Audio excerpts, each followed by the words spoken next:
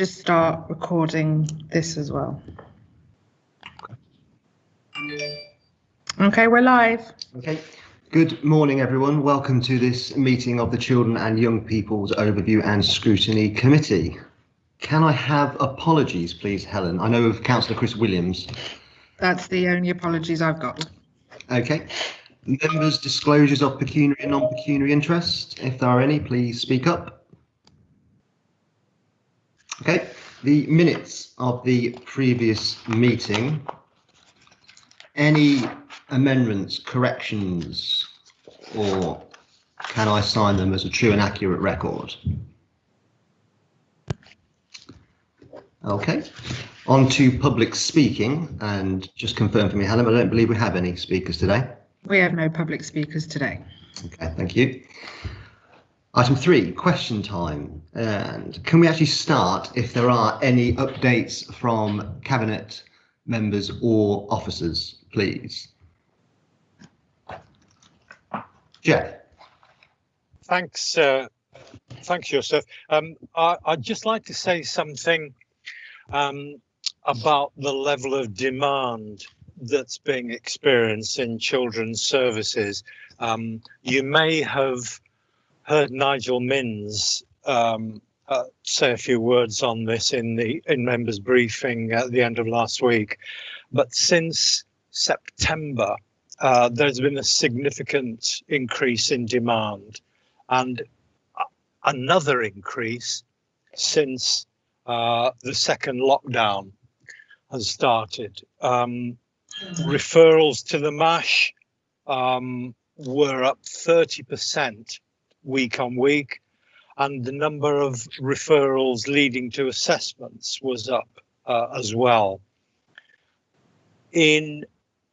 On the 31st of October 2019, there were 659 children open to assessment. This year, that figure went up to 1,066. 1066, there's a date you'll remember. As a result of this increase in demand, we have employed, I think it's 12 additional social workers to cope with the increase in demand. One of the problems we're having is with the courts because of COVID. There's a blockage, in orders being placed and young people going through them. There hasn't been a real increase in the number of children coming into care. It's just the exit has been blocked, really. So the number of children in care has gone up by 12% over the same period last year. Overall, the picture is difficult, it's tight. We've seen an overall increase in demand for children and family services by 6%. So it's difficult, but we're managing it. I thought you'd just like a refresh on that. Thank you, Chairman. Thank you.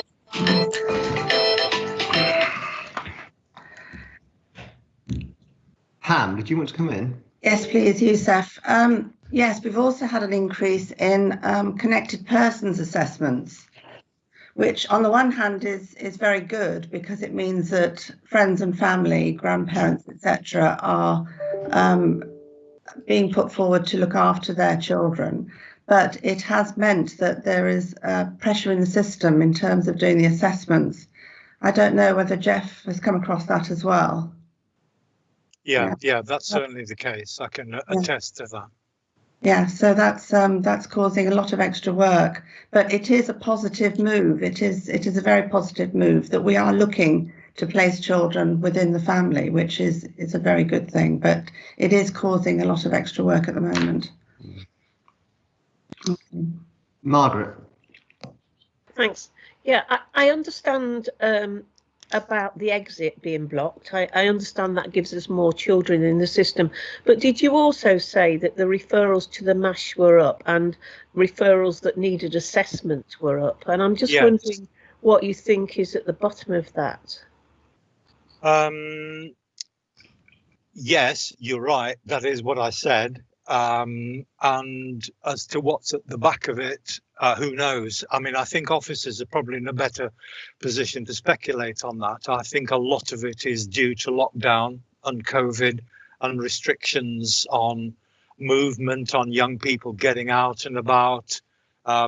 If you've got a difficult situation in a family, if things are tough anyway, and along come these restrictions on movement, coupled with people unfortunately losing their jobs, then the temperature is going to rise. And sadly, I'm not surprised we're seeing this. I think this is what we're seeing is some of the insidious effects of lockdown.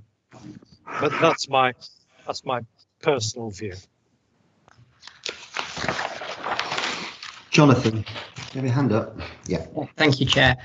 Yes, so on with the courts and the court system being blocked up, that's been a problem for a few months now, hasn't it? And I'm just wondering if there's do we know how that is going to get resolved? And is it something that we need to be as councillors shouting about to the minister, or, you know, because obviously it's out of our direct control, but if it's having that significant impact on us, is it something we need to raise sort of at higher levels? Yes, I mean, I think we could. I'm pretty certain we're trying to do that all the time. I'm sure officers will jump in at this point and say what they are trying to do in detail. But I mean, any lobbying that any of us can do, I think would help on that situation. But you're right. I mean, this is a problem that has existed for a couple of months, but things are building up, you know. I think John's got his hand up and wants to come in. Yeah, I mean, I think just in terms of the detail around that, we throughout COVID, we've been having at least sort of fortnightly meetings with our representative from the Department of Education, Ofsted and the LGA, and as part of the REACT process. And through those meetings, we've constantly raised around this issue. Nigel and I have also, there's been various meetings that have taken place, including before COVID with the president of the family court. So we are absolutely escalating this, and it's recognised as a national issue that is something that the Department of Education are constantly looking at with the Ministry of Justice. I guess there are some, on one hand, we're doing hybrid courts, so kind of a mixture between virtual courts and physical court. And in this lockdown, the court system hasn't closed down, whereas in the previous lockdown they did. So there is some light, if you like, that we are getting through the courts process. But it is a national issue, really, that is a problem for lots of local authorities. What we're trying to do to help mitigate this is help the court prioritise. So we've got some legal services and children and family services are working together really closely to prioritise the children that are most in need of progression in the court system, highlighting them to the local family judge, and she's very supportive of that approach, and then prioritising the children that we need prioritising. But this is causing delay for children to reach permanency ultimately, which is a big problem for us. Thank you, John. Ian, did you want to come in too? Just a little bit of an update to where there are pressure points in the education system as well. I mean, it won't have escaped colleagues' attention that, of course, education is very much part of stability at the moment in the system, and the expectation that education settings all keep going from early years, schools, further education and higher education, despite the second wave of coronavirus. And that is proving really quite hard for leadership teams in all of those settings. So over recent weeks, there's been a significant increase in the number of incident management teams that we are having to put in place, a number of sticky plasters in order to keep those settings open, and a real plea from that sector, all of those sectors, that we keep as much pressure off leadership teams as possible in order for them to be able to make a difference for those learners that they are supporting. Stability is really, really important. And until a change in those who are clinically extremely vulnerable after half term, the place of stability was in the setting itself. So we were able to identify those who were struggling, those families who were struggling, and provide dedicated and family-centred interventions to support them. We've had to change that again. So many adaptations, we've changed it again in relation to those who are clinically extremely vulnerable, because with the latest lockdown, those who are assessed as clinically extremely vulnerable are back being supported at home in their learning and indeed in terms of their safeguarding and well-being. Some of the lessons we learned early on this, we've kept with us throughout. The vulnerable cell, cross-cutting against children's social care and education, continues to make a difference, overseeing and adjusting what needs to be done for each and every family. And then very much linking to what John was just saying, there is a little bit of a time lag. We link every week with Ofsted and with the DFE.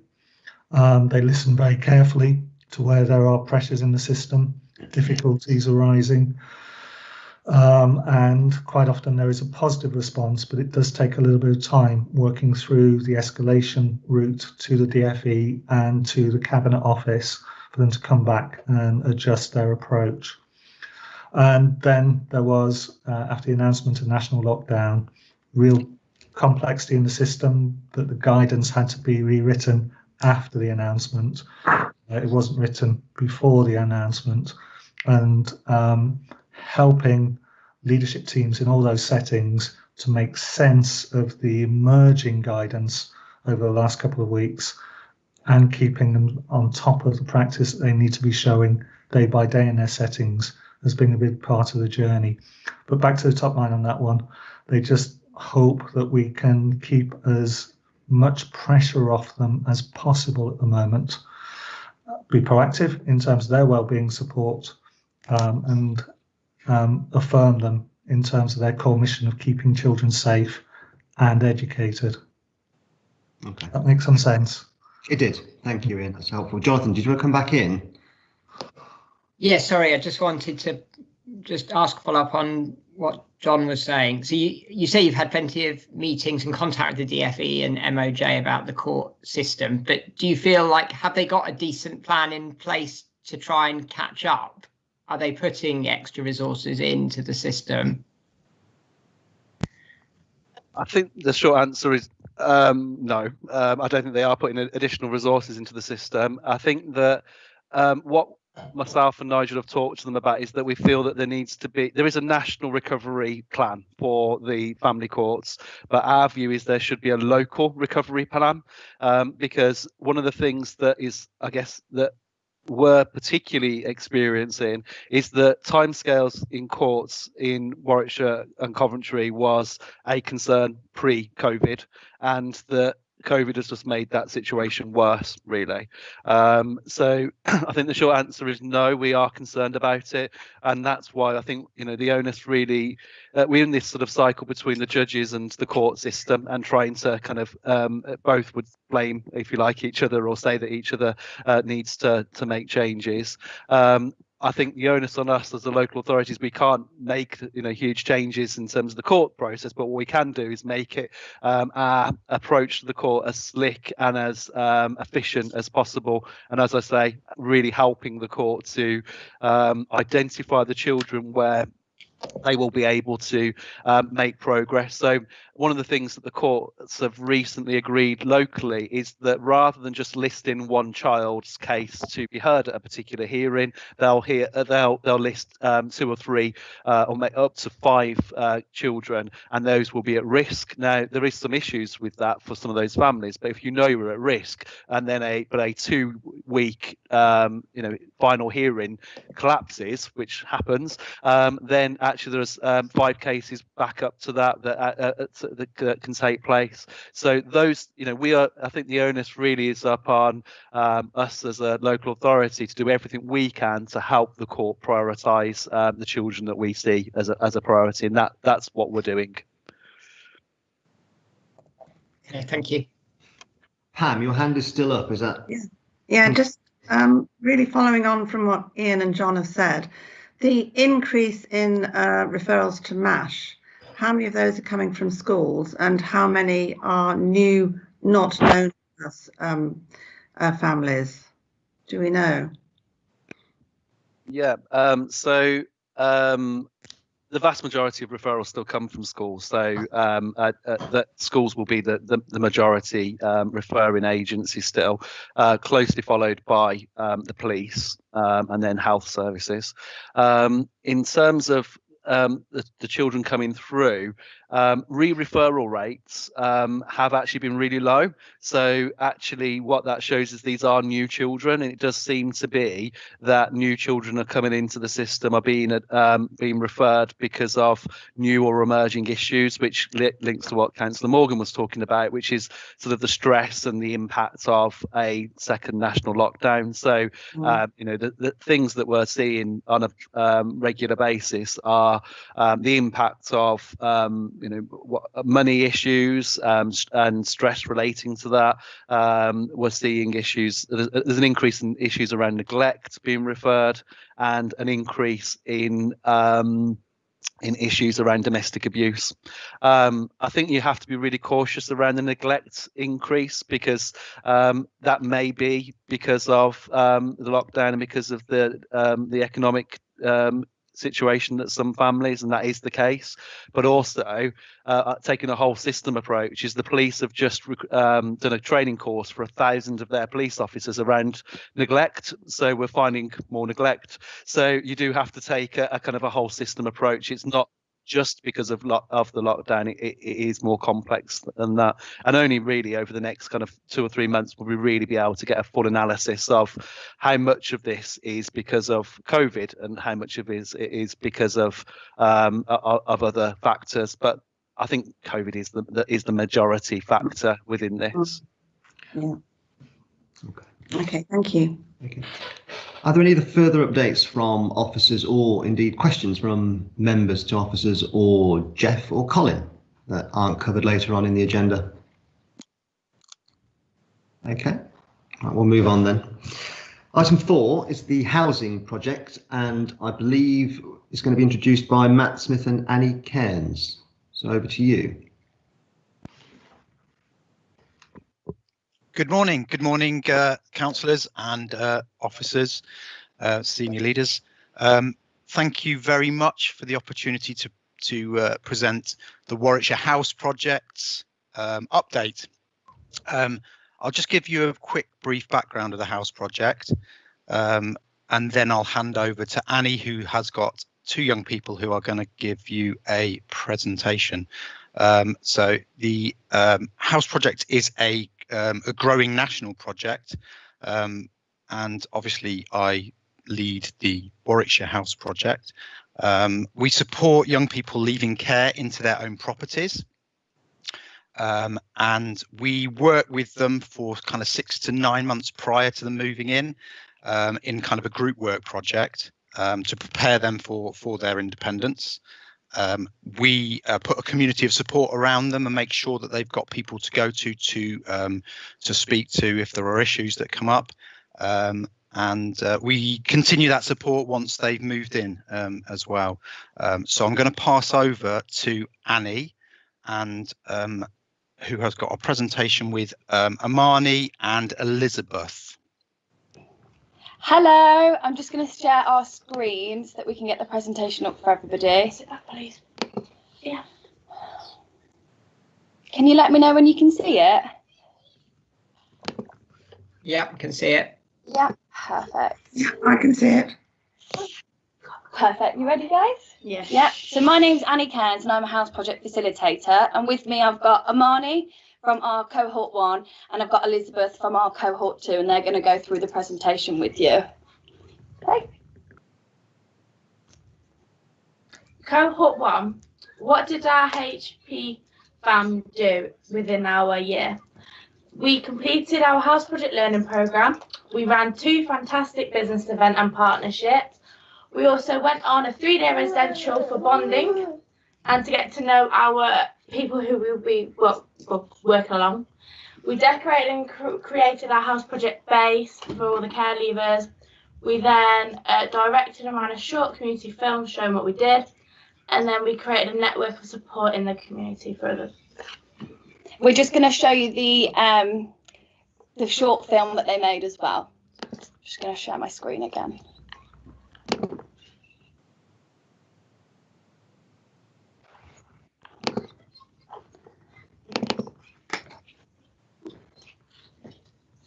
Can you let me know when you can see it, please?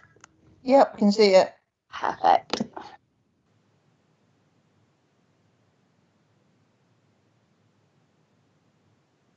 We have no sound, Annie. I don't know whether it's supposed to be sound. Let's see how we can get the sound up.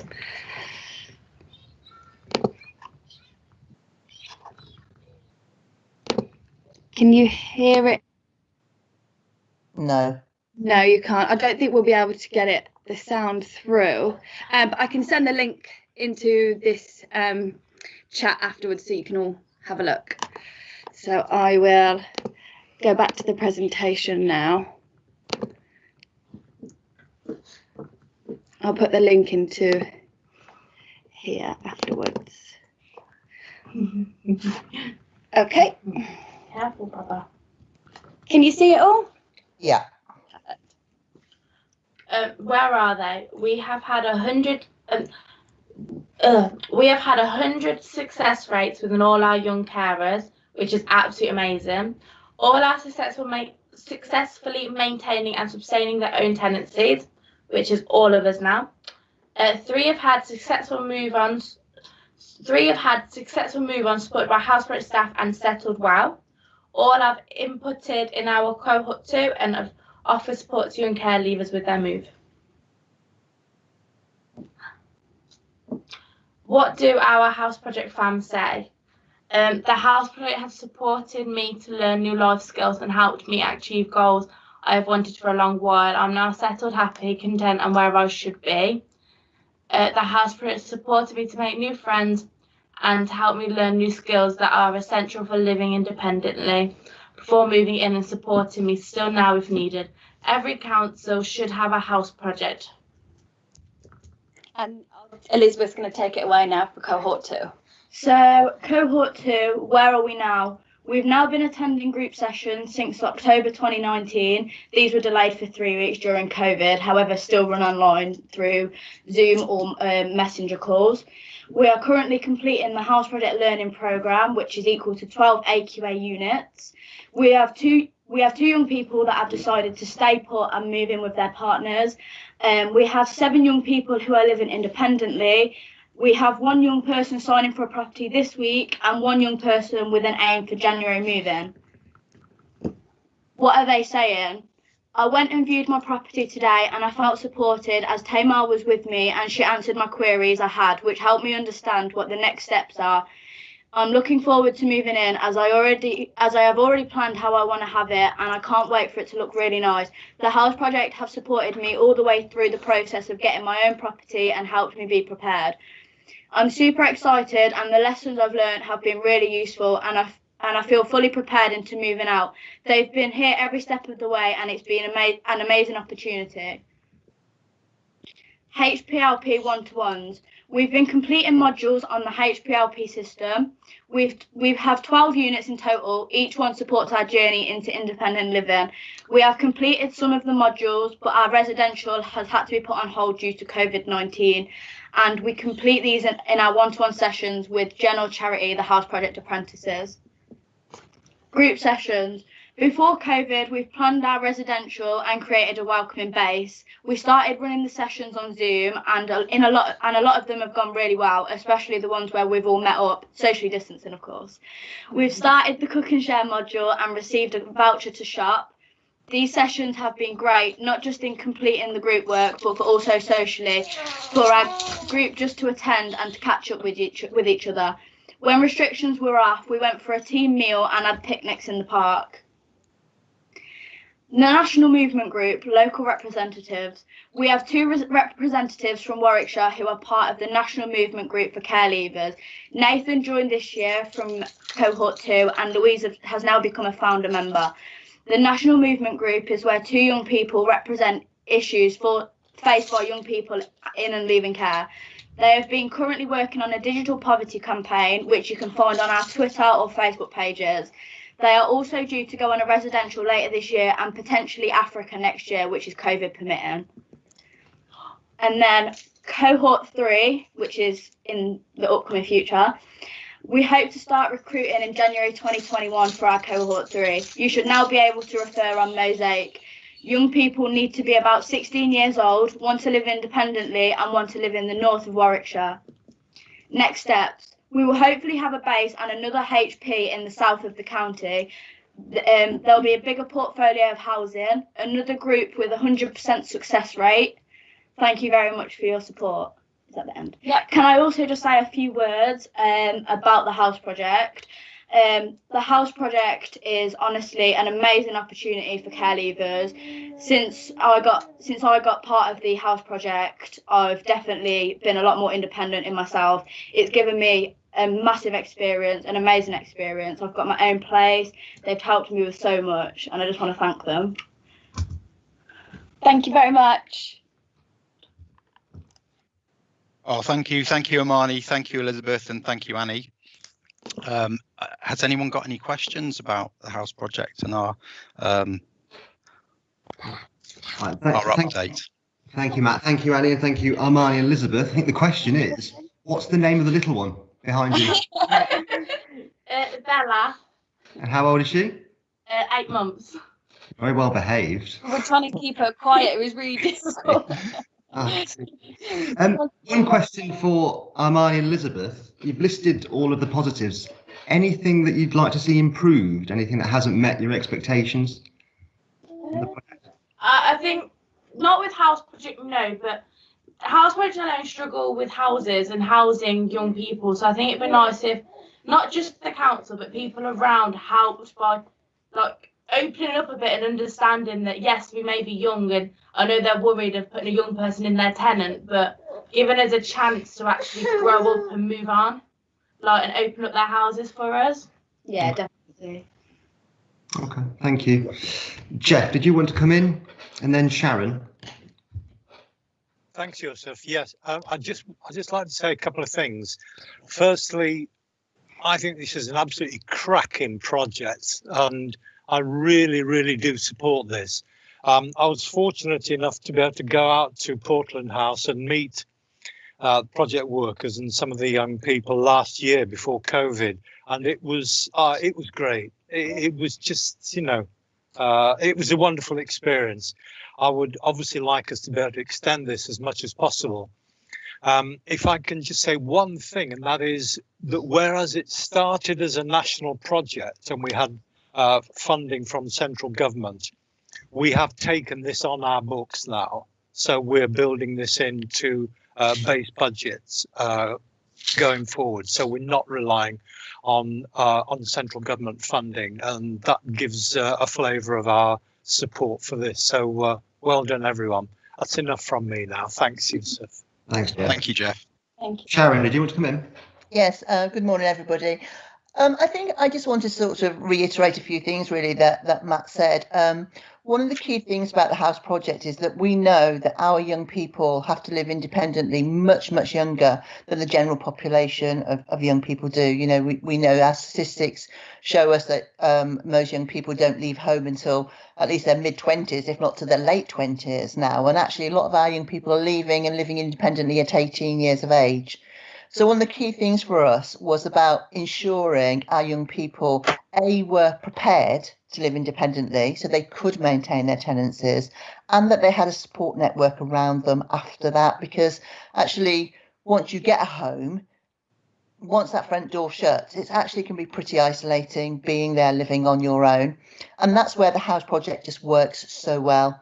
So it's not just about providing a home, which is a really key thing, and we need districts, boroughs to really work with us and recognise, and I know they do recognise in the North and in Rugby, they've spoken about what positive project this is. But if we are looking to expand that across the county, we do need support from our districts and boroughs. But what we found is with the right support, our young people can maintain these properties and maintain their tenancies really well, and the key bit is about having that support afterwards. And I know, as Matt said, we will continue to support the young people in their homes for as long as they need that, as well as the statutory support that they will get as care leavers anyway. They'll also get that ongoing support from House Project, and it's just been an amazing project for the young people who can access it. We need now to, as you know, as the lady just said, we need to be aiming it at a slightly younger population, so our young people are prepared earlier. And we've also taken the independence training part of it, and we're going to roll that out, so even young people who aren't part of the whole House Project can benefit from the independence training programme from the ages of 14 that the House Project is running. It is a brilliant project, and it's something that we're really keen to continue, and even it's great already, but we want to improve on it even more and give lots more young people the opportunity to access it. Thank you. Thanks, Sharon. Corinne.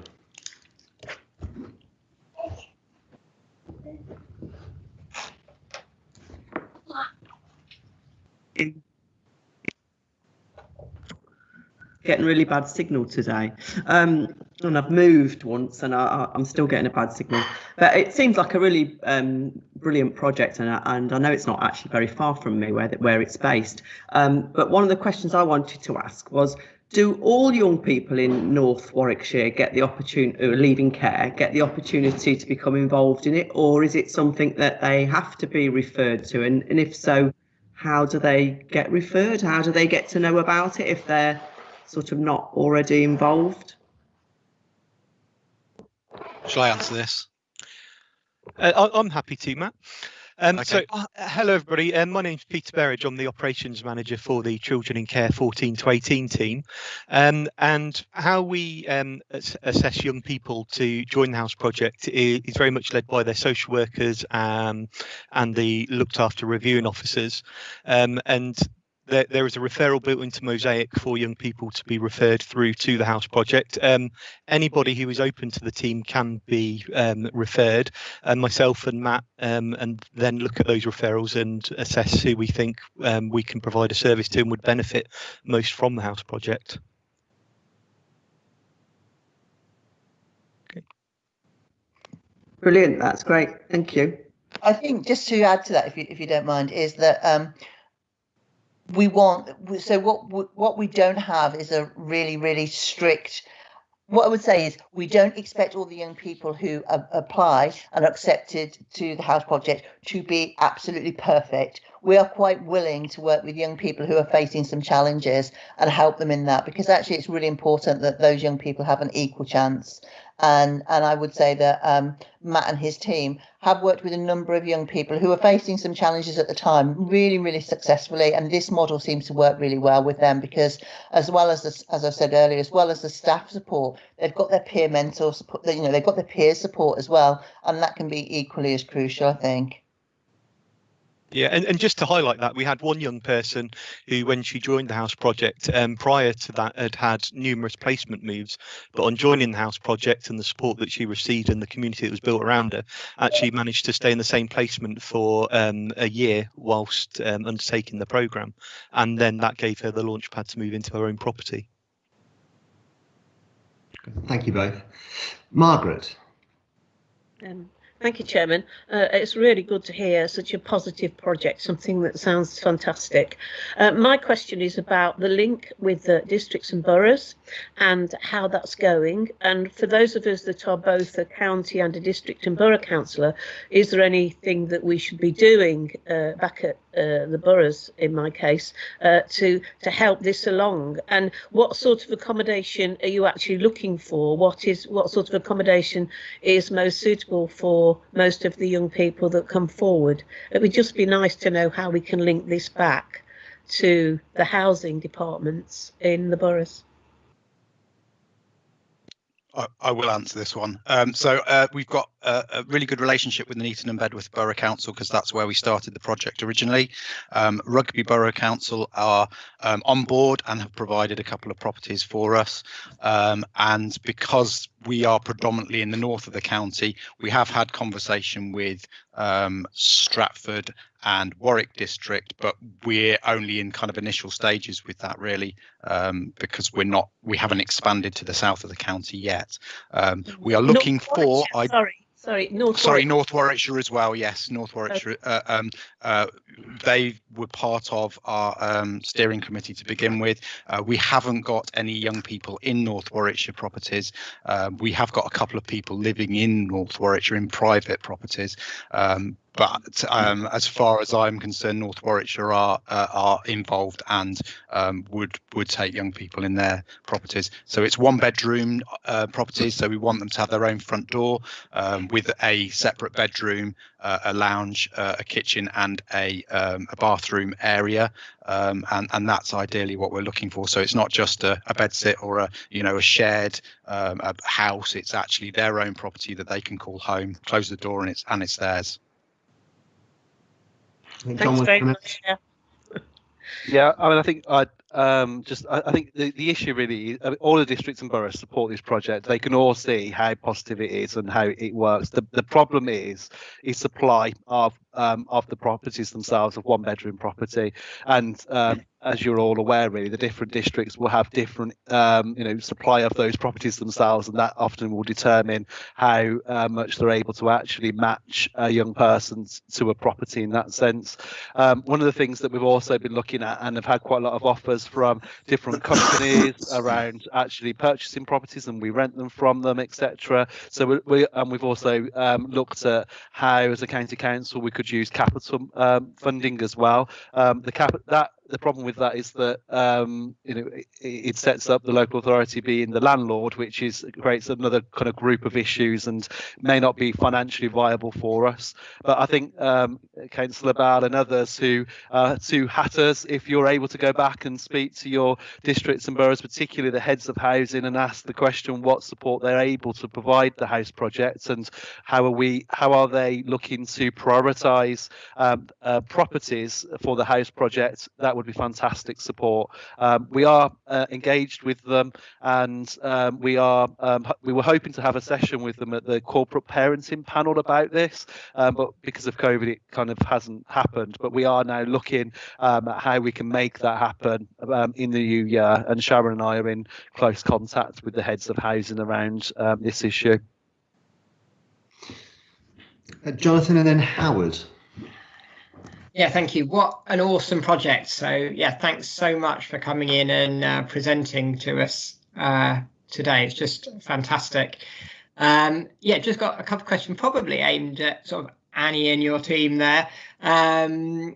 Is the first one is like, and you've mentioned some people end up in private rented properties, and I've been in a few very dodgy private landlords properties before. So how do you make sure that you end up in good private rented properties?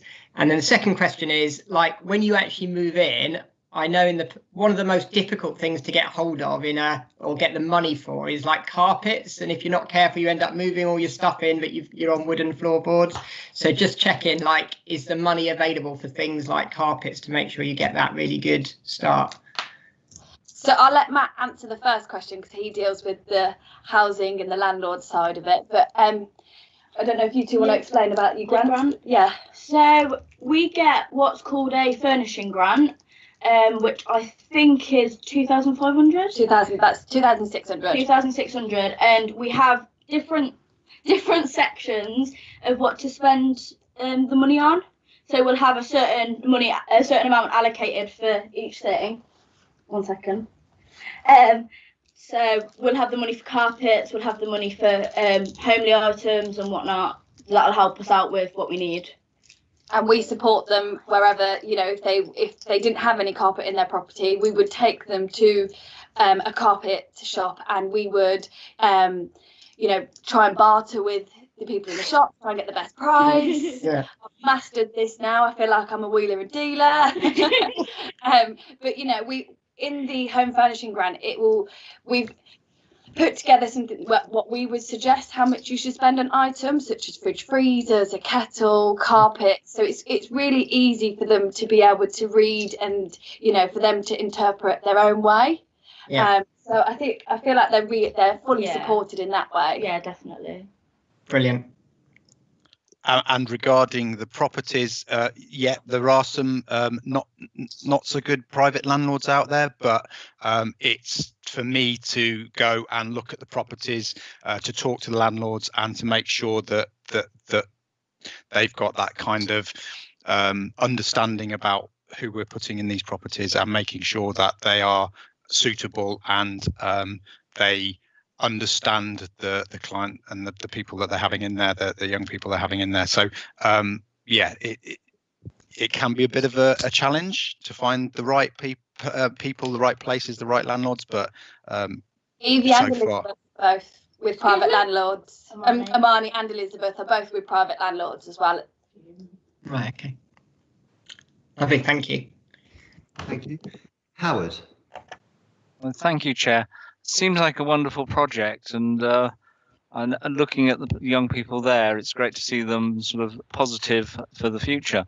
But of course, I think there's a way in which we probably extend the project to deal with another cohort within our community, which of course are retired people who don't have the luxury of having a grandchild or probably extended family or anything, who are in the same position as they move into retirement homes of being lonely and isolated in the same way.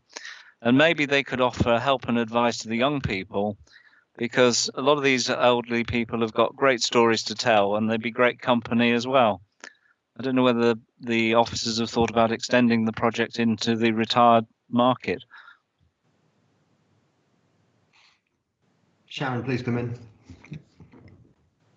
Sorry, I was on mute. We work with an organisation called Volunteer Matters, who actually have a what shall I say? They have a group called Grand Mentors, and Grand Mentors are people who will go in and work with care leavers who will mentor them, who are over the age of 50, who often have had lots of different professions. That might be building, they may have been teachers, they may have been they'll come from a variety of backgrounds, but they actually work and mentor our young people. And again, that's been something that we introduced. I think we're in our second year now, and that's been a really, really successful model, and another way of supporting our young people. And that again is open to any care leavers within Warwickshire. Yeah, well, I'm pleased to hear that. It sounds like you've got it sorted. Thank you. Okay. Are there any further questions? Pam? Yeah, thank you. Great presentation. I really enjoyed it. Thank you very much. And I really enjoyed my afternoon when I came over to meet you all at the House Project. It was brilliant. We had fabulous scones with jam and cream. It was great. I'd just like to ask about the preparation for independent living. And, as you've all been through it, how much input will you have for new people coming on? Because obviously you've been through it, you've got the T-shirt, you've experienced the whole process. So will you be having considerable amount of input into that process? Do you want me to start? We do something called a peer mentor training course. So the young people from cohort 1 did a day session to train them up as peer mentors. And the idea is cohort 1 would mentor the young people in cohort 2, and then cohort 2 would mentor the young people in cohort 3, and carry on the as you said, that kind of knowledge base that they've got to support the other young people, and it's better coming from them anyway, because they know the pitfalls, they know the things that have happened to them, and they also know the best ways around things, even the bartering skills. Yeah, thanks, Matt. Annie? I mean, obviously, Amani's from cohort 1, and she's got a great relationship with Elizabeth. So I feel like if you're on the house project, it's family. Everybody helps each other, which is one of the best things about it. I don't know how you two feel about that, but I feel like cohort 3 is going to be the same. We're just going to keep growing and growing, and everyone's just going to keep supporting each other. You know, we've got groups, like you've got cohort 1 group, you've got cohort 2 group, and they chat. So many new mates as well. Yes, they've got each other's phone numbers. You know, if they've got any issues or anything, they often go to each other, which is absolutely amazing. Brilliant. Thank you. Brilliant. Thank you. Are there any more questions at all from members? Okay, well, thank you then to Matt, Peter, Annie, Sharon, Amani, Elizabeth and Bella, of course. It's really helpful. Thank you for giving up your time for us today. It's often we hear from council officers, but it's really important to hear from people firsthand. So thank you. There is one recommendation on the agenda. I think we can note the report. Unless anyone has any additional recommendations, I'm going to move on. Okay, thank you again. On to item 5. So the Nuneaton Education Strategy Update, and Sophie Thompson and Margot Brown, I believe, are introducing. So over to you. Good morning, everybody. I'm Margot Brown. I'm School Improvement Lead Commissioner. This is actually my 4th year as an officer at Warwickshire County Council, but I reported to you before. I can't quite believe that. So just bear with me, and if I talk too much, please feel free to stop me talking and dive in. And I line manager Sophie Thompson, and we have been working on this together. So she is here, and I'm no doubt she'll interject if there's anything I haven't said. We did provide you with a briefing paper, so I don't intend to read through that. We have got a few updates because we had a meeting last week on the 10th of November, which was since we provided you with this report. So just a few bits and pieces to pick out, really.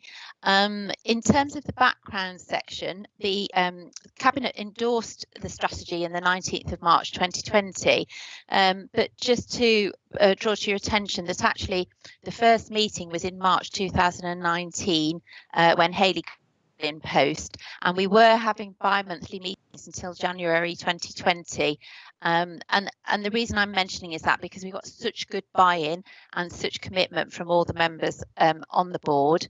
And you will have seen that we have now 57 members, and we did provide you with a list, an appendix, so that you can see the vast range that we're drawing members from, who are all really dedicated to Nuneaton and to improving things in Nuneaton. So you can obviously look at that for yourselves, but we have got some a fantastic range of partners there.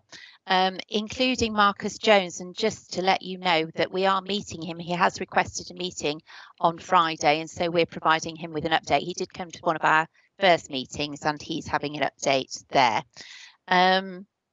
So what we're also very pleased about is that we've managed to keep meeting regularly. I think we only cancelled one meeting during the pandemic, and so we have continued to do the work to move things forward. We're also closely aligned with the Transforming Nuneaton programme, and we've tried to make sure that we we work together, that we provide regular updates from Transforming Nuneaton to this group, and also back from our group to Transforming Nuneaton. So we've been working closely with Catherine Marks and others recently. So you'll have noted that there are 3 strands within the Nuneaton strategy. So the Best Possible Start strand is led by Amanda King, who's the strategic lead for early years, who I'm sure you'll have seen before. One of the key activities and developments that this group has led on is the 50 Things to Do Before You're 5 programme, which was identified a while ago.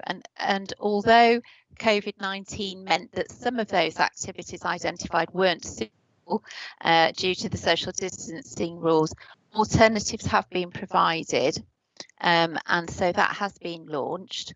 And the next steps are to try and complete some kind of communications plan, arrange training workshops for early years settings, and also a launch event. So there are plenty of plans afoot for that strand there, and it's inextricably linked really with the work that's happening in terms of early years provision and the early years strategy that's being produced. Strand 2, Empowering Schools, is something that I lead on, but I say that loosely because I'm absolutely thrilled to bits that some of the head teachers who are on the board have really taken this and driven it. A key driver is Diane Compton-Belcher, who's the head of Michael Drayton Junior School. And she has been ably supported by Jen Roberts, the Oakwood Primary School, and also we've had fantastic input actually from Robin Shakespeare at the Midland Academies Trust, and we have got the head teachers of all those 3 secondary schools now involved on the board, and Phil Kelly at Higham Lane. There are other head teachers who contribute, but those 4 have really driven, and Diane particularly has driven on the establishment of the Nuneaton Education Alliance within this strand. The idea is to get buy-in from all the Nuneaton schools, primary and secondary and special, and to share common purpose, CPD, continuing professional development for staff. And this has included working on upskilling staff in terms of supporting children and young people with mental health, wellbeing and behaviour. That's under an umbrella called Thrive Training. Also looking at early, and so talking about an approach in terms of talk for reading, in terms of developing your vocabulary and your talking and language skills to support you with your reading and later with your writing. And there's also development coming up in terms of maths and working with research schools on a maths mastery programme. Those elements were picked because they are the elements that come up as being areas where children and young people in Nuneaton need more support. And so that's what the focus is there. So those head teachers I mentioned to you have really driven on those. They also produced a questionnaire, and that was distributed to all Nuneaton head teachers, which was to pick up on what they felt were the rewards of working in Nuneaton, because obviously that is really important, but also about the challenges. And we've had some really interesting answers there, and those can be used to drive the work of this group forward. Something else that really pleased about is the development of working with the Education Endowment Foundation, which we said in the briefing paper, but this is the DFE's preferred provider of support for schools in terms of research, evidence-based strands of work which have proven to have a real significant difference. They approached us in terms of working on a project to support disadvantaged young people, and we are building that now into the Nuneaton strategy in this strand, so we're hoping that that'll have further impact. There's also a focus which is being led by Phil Kelly and Robin from the Midland Academies Trust on recruitment and retention, and then we've got a couple of other sort of, I call them small projects. They're not necessarily small in finance or size. We've got a school library services project, which is being funded from the Early Intervention Fund, which is supporting development of libraries in schools mentioned. And we also, that we didn't mention in the briefing paper, There was a peer coaching pilot in George Eliot School, and there's also a Magistrates in Schools project, which is being taken up by some of the Nuneaton schools. Then we move on to strand 3, ready for work and life. We were concerned that the work in this strand may drop back because we were waiting to appoint the employability and post-16 lead. That person has now been appointed. Her name is Natalie Williams. But actually, it did become apparent when we had our meeting last week that there's still plenty of work that's been going on in this strand with the development of skills passport, looking at the new Saints building. Of course, this is where there's a clear overlap with the Nuneaton Transformation Project. And there are various other projects on strand, but we know that Natalie will pick this up and develop it further now.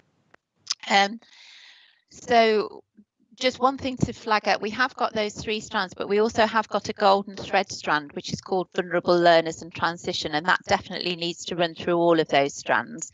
And that's one of the things that we'll be wanting our new appointment to pick up. And possibly another exciting development here is the appointment of the Nuneaton Education Strategy Recruitment Coordinator. And we made that appointment obviously to match the skills and experience needed for the job, but just to say that we have appointed somebody called Sarah Cox, who works for Nuneaton and Bedworth Borough Council. She's an involvement and communications officer in the housing department, and she absolutely lives and breathes and loves Nuneaton and is passionate about it. So in addition to the skills she had for the job, we were delighted to be able to appoint her. I think, unless has anything to add in that I should have said, I will stop talking there and take questions. Thank you, Margaret. Colin. Thank you, Chair. I just wanted to make a few observations at this point. This is a tremendous project. I've seen it from start through to its inception through to this, and it's really great. A bit of background, I'm sure most elected members will be aware of, is overall the poor educational performance in the Nuneaton and Bedworth area. Not that North Warwickshire is much far behind on that.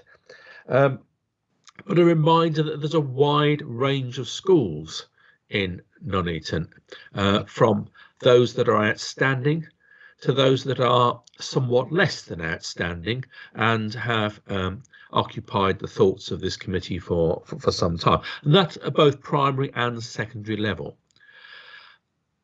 So that's the key thing that this was set up to try and do, was to try and raise the bar, if you like, within education within the Nuneaton area, and it has attracted, thankfully, widespread support, both from within the educational community of Nuneaton, but also within the wider community. A lot of people are getting involved in this. I think one of the questions that I would think that Overview and Scrutiny might want to ask, if not now, but in the future, is that with all this activity going on, what are the outcomes? Well, this investment of people, of time, and increasingly resources, is it paying off? Is it working? Is it actually raising the bar within the Nuneaton area? And the second point I think I'd make on that is that the education facilities can only do so much. There's a strand behind this in terms of social deprivation in certain areas, and encouraging parents, just encouraging families where there's been cycles of deprivation and where expectations of educational attainment amongst children has been for several generations quite low. So this is a really, really great start. A lot of activity. I'm particularly keen on some of the early years stuff, which I think is vital if you're going to start making a difference. Start at the beginning of their journey rather than try and intervene later on. So I think those are the key points I wanted to make. I think it's a good paper. I think that it's been well presented. I encourage members to absorb it and ask questions. Thank you, Colin. Margaret. Thank you, Chairman. Yeah, I just wanted to support what Colin said, really. It is a really good initiative, and I'm really pleased that so many schools have joined together, both at all levels of education, and want to work together. But my question was just what Colin said, really. It's lots of really good activity going on, but to what end? So what are the outcomes? What's the impact? At the end of the day, what we want is to see impact on the achievements and life chances of the children that are affected by this. And it would be, and I know it's early, but it would be really good, even if some of those timeframes are quite a way out, to have targets that we are trying to meet, so that we can see that there's progress and that all this activity is leading somewhere to those impacts. And I've just got one specific question, as well as the more general point on NEETs. It's really good that we've got very low NEETs in the area, and that's fantastic. However, I do have a question about what actually is it these children are doing. Are they just being occupied, or are they actually reaching potential in what they could be doing at that age? So getting NEETs low is a really good first step. We don't want anybody hanging around doing nothing, but we do need to have, I'm not quite sure how you measure it, but it would be really good to see whether those youngsters are occupied in the best thing that suits them at that age. So that's a specific question and a more general one. Thank you, Chairman. Could I come back now, Yusuf? Is Sure. that appropriate? So Yeah. as well. So. Right. So thank you, Colin, for your observations, and thank you also to Margaret. Very, very good point about targets and impact. And we will be working on that. But what I would refer councillors to in the meanwhile is the Nuneaton Education Strategy document, which I believe was shared with you earlier. We can share it again if you can't put your hands on it, but it does it gives us what we will use for our measures. So it gives us the context. So it talks about more primary schools of concern in Nuneaton and Bedworth.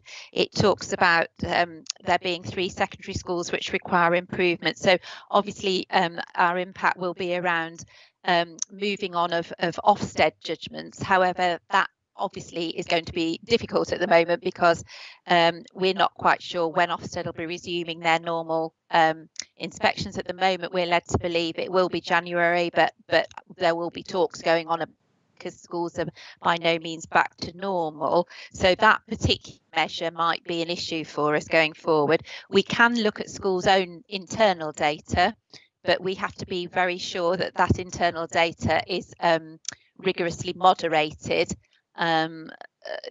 Teachers know what they're doing, but obviously they need the measurement against other schools to be sure, and that's where the value of Ofsted and external exams come in. We also highlighted in the context in the actual document itself that there are higher proportions of engagement with the Youth Justice Service in Nuneaton than there are in the other areas in Warwickshire. There are higher proportions of teenage pregnancies. So that'll obviously be the context in which we're measuring impact. And there's a page which states the ambition, talking about educational aspirations need to be raised. We want to recruit the best teachers because that's due really to get the best people into Nuneaton. And also to work well with parents and carers. So those are all the things that we'll be building into our targets and use to measure impact. In terms of NEETs, that's a really useful point to make, and I'd like to take that back to Strand 3 at our next meeting, if that's okay with you, Margaret, and I can also raise it with Natalie Williams, who's that new person in the post-16 post. Margaret, can I just add to that about NEETs? NEETs are low, but there are lots of activities to support young people in Nuneaton in terms of employability skills, supporting with work experience placements, job search skills. There's lots of activity that DWP are doing, and they are targeting Nuneaton, particularly with sort of piloting projects. So there is a lot of support there from that Strand 3 with those sorts of activities for those young people. Thank you both.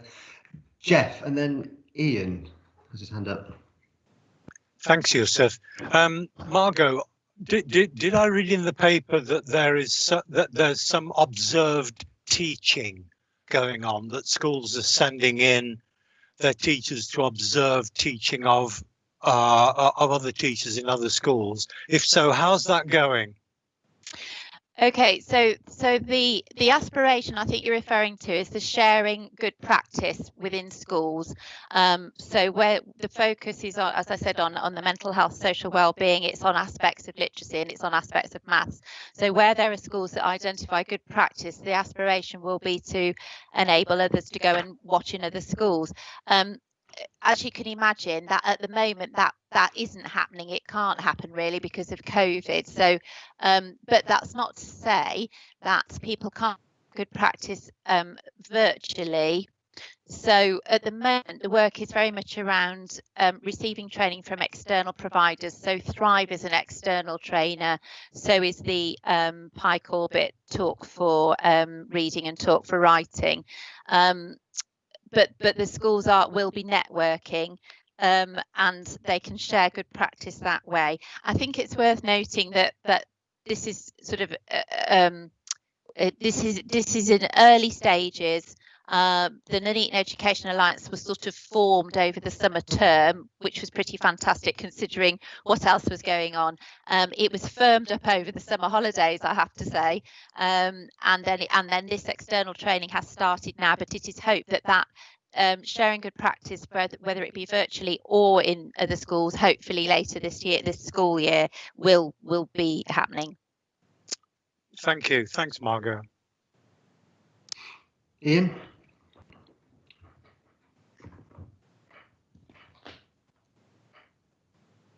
I can't see you, Ian, so I'm not sure if you're on mute. I'm trying to talk. Hi, thank you. Just picking up on Councillor Margaret Bell's point on NEET.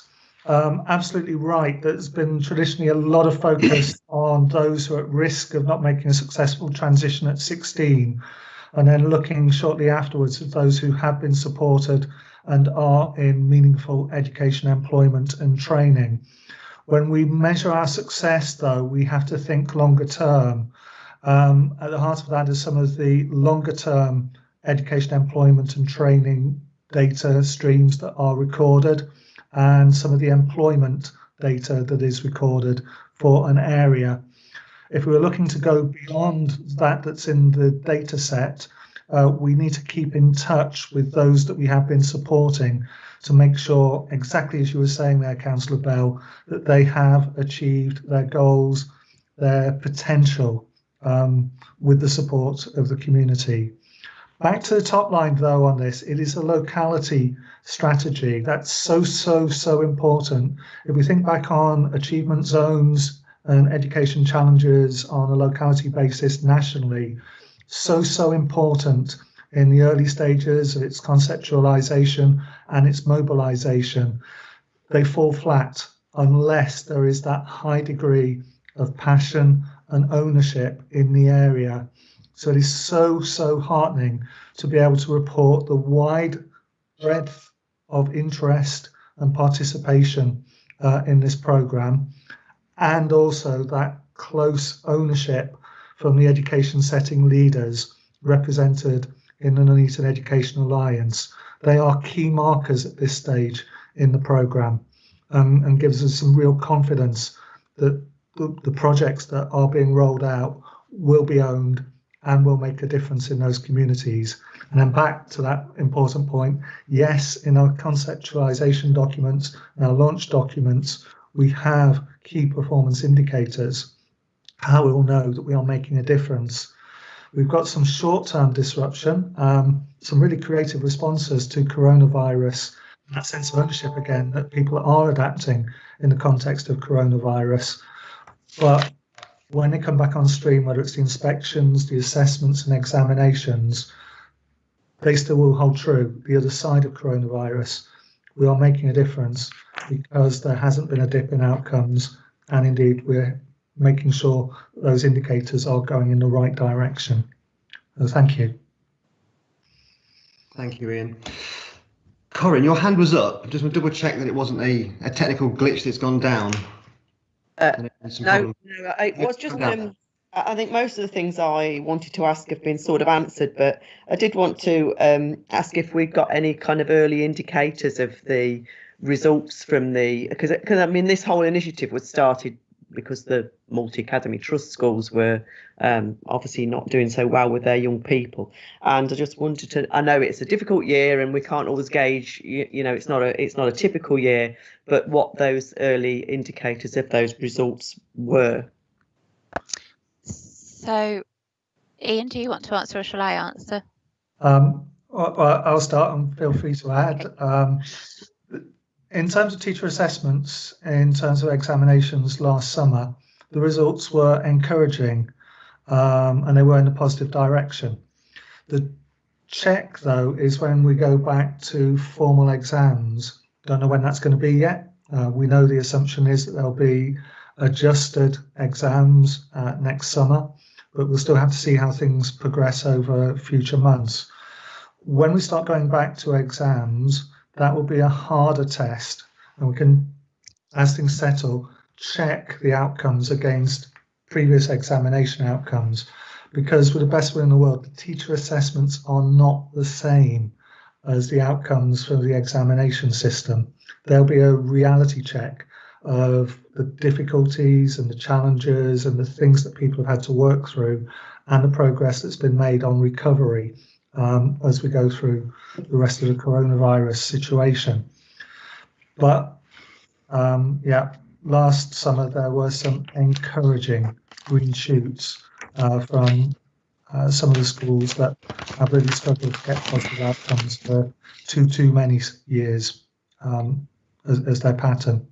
I mean, I guess that's kind of not surprising that that last year they would have had sort of excellent results.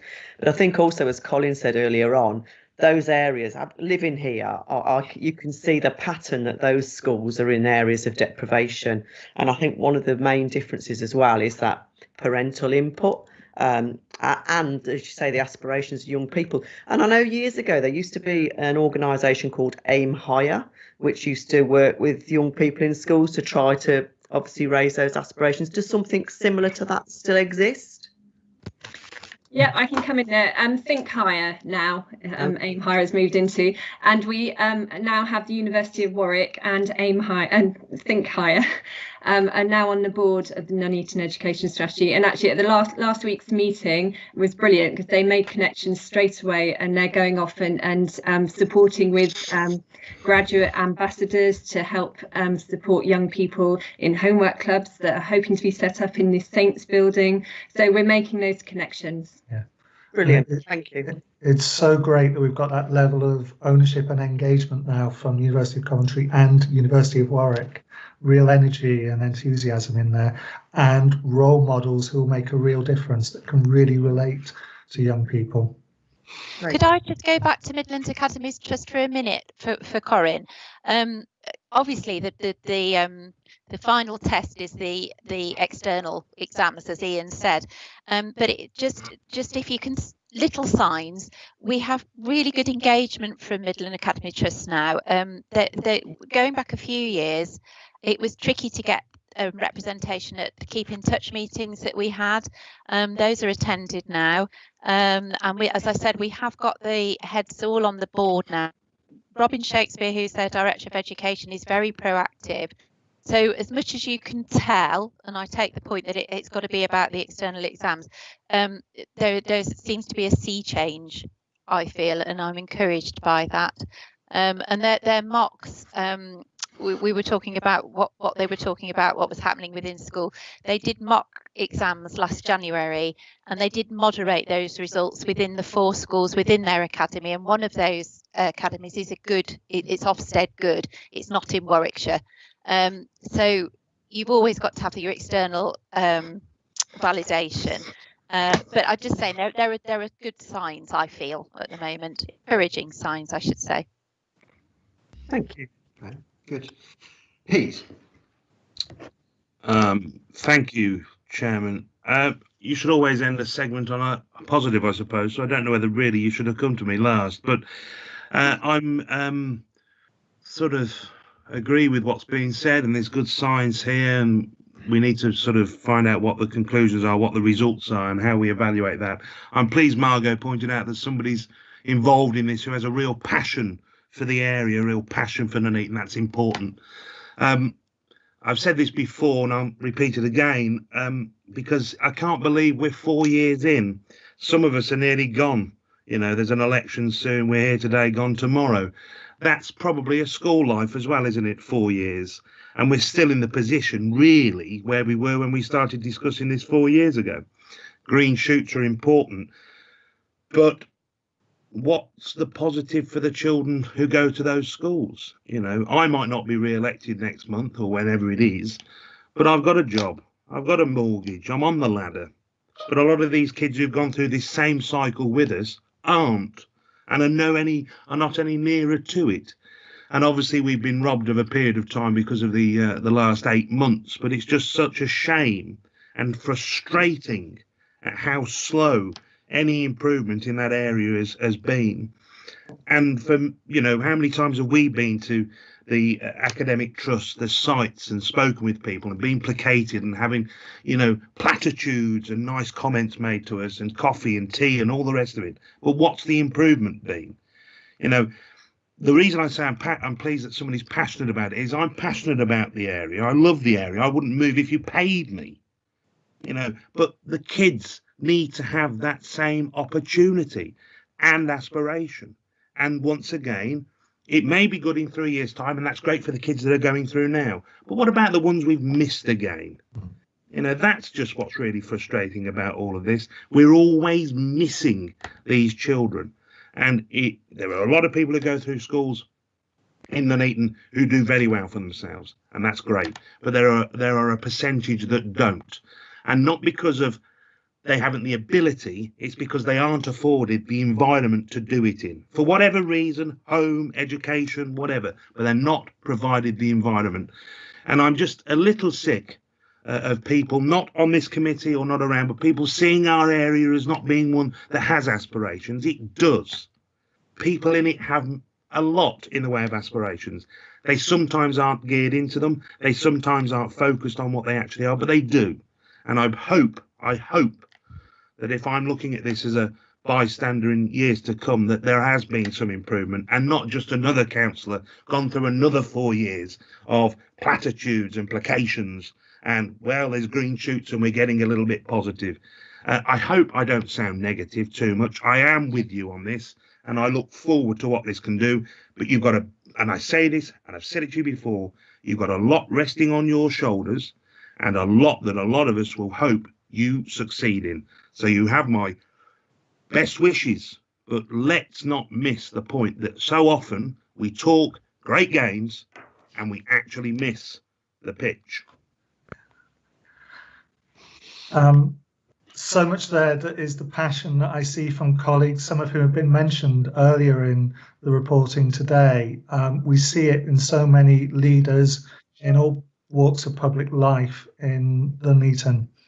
People who are participating in a big part of the Education Alliance and the wider strategy group.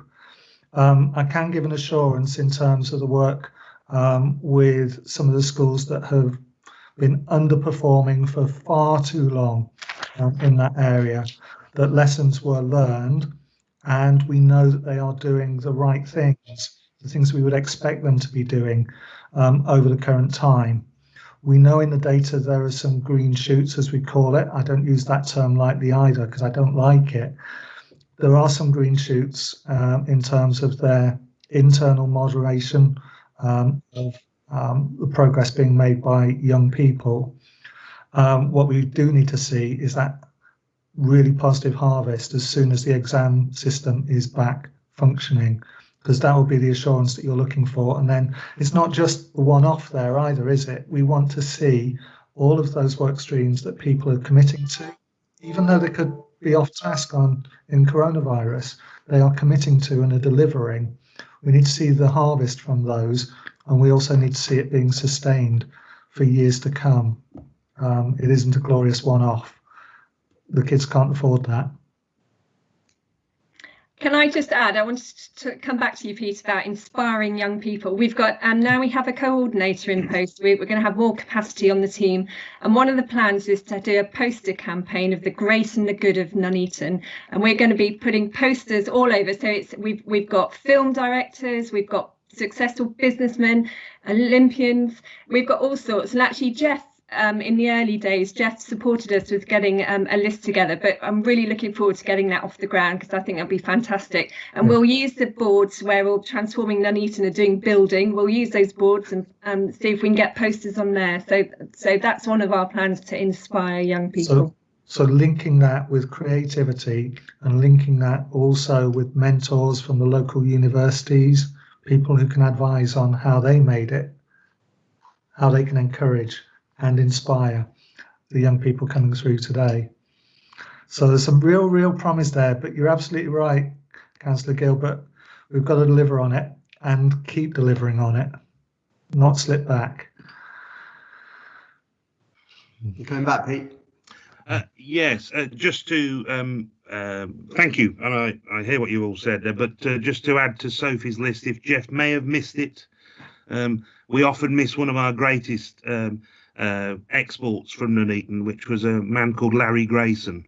Yeah, he's on the list. Good. He used to have 22 million viewers on a Saturday, better than Bruce Forsyth's Generation Game. So, you know, he's somebody that needs to be given credit in Nuneaton. He's on the list. Well done. Well, I'm going to bang the drum because we know, Jeff and I know why he's not been awarded the acknowledgement he should have been in Nuneaton, but we are great fans. So he won't be forgotten because in one of my former jobs, I was the head teacher of Abbey Infant and Nursery School, and that's the school that he attended, and so I won't be forgetting him. And very proud of Nuneaton Town as well. It gave him everything. He was very proud of it, and we should be very proud of him too.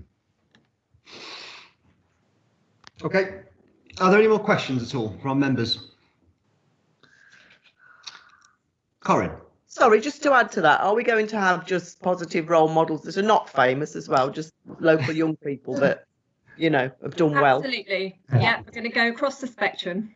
Okay, great. Thank you.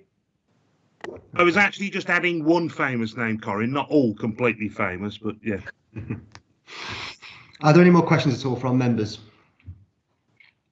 No? Okay. I think Pete and Colin in particular hit the nail on the head. It is about outcomes, and talking about green shoots, we've been here before the last 12 months, 18 months, 2 years. So it'd be nice to see these building blocks. I'm sure they're being put together well, but it'd like to see some positive outcomes. And I think that's the key, rather than green shoots, budding flowers. So let's hope that we are on the right track. Before we finish this item, I would like to speak to either Margot, Sophie or Natalie Williams, I think you said, about the Social Mobility Business Partnership. So if you want to have a Google as to what they do, they're looking to branch out into Rugby in particular, possibly that could be extended into areas of Nuneaton, so areas north of Rugby, and they're looking at providing apprenticeships and opportunities for particularly disadvantaged youngsters in the workplace, working with companies like JLR, Megit. So if someone was to give me a call, drop me an email, I'll talk to you about that. Will do. Thank you, Yusa. Okay.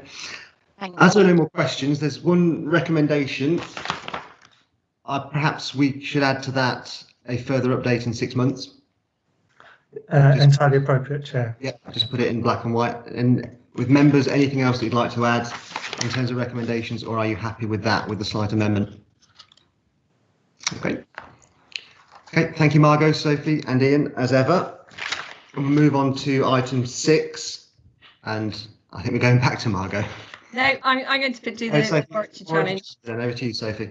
Okay, thanks very much. I'm going to share a slideshow with you, so you should just bear with me one moment. I'll load it up.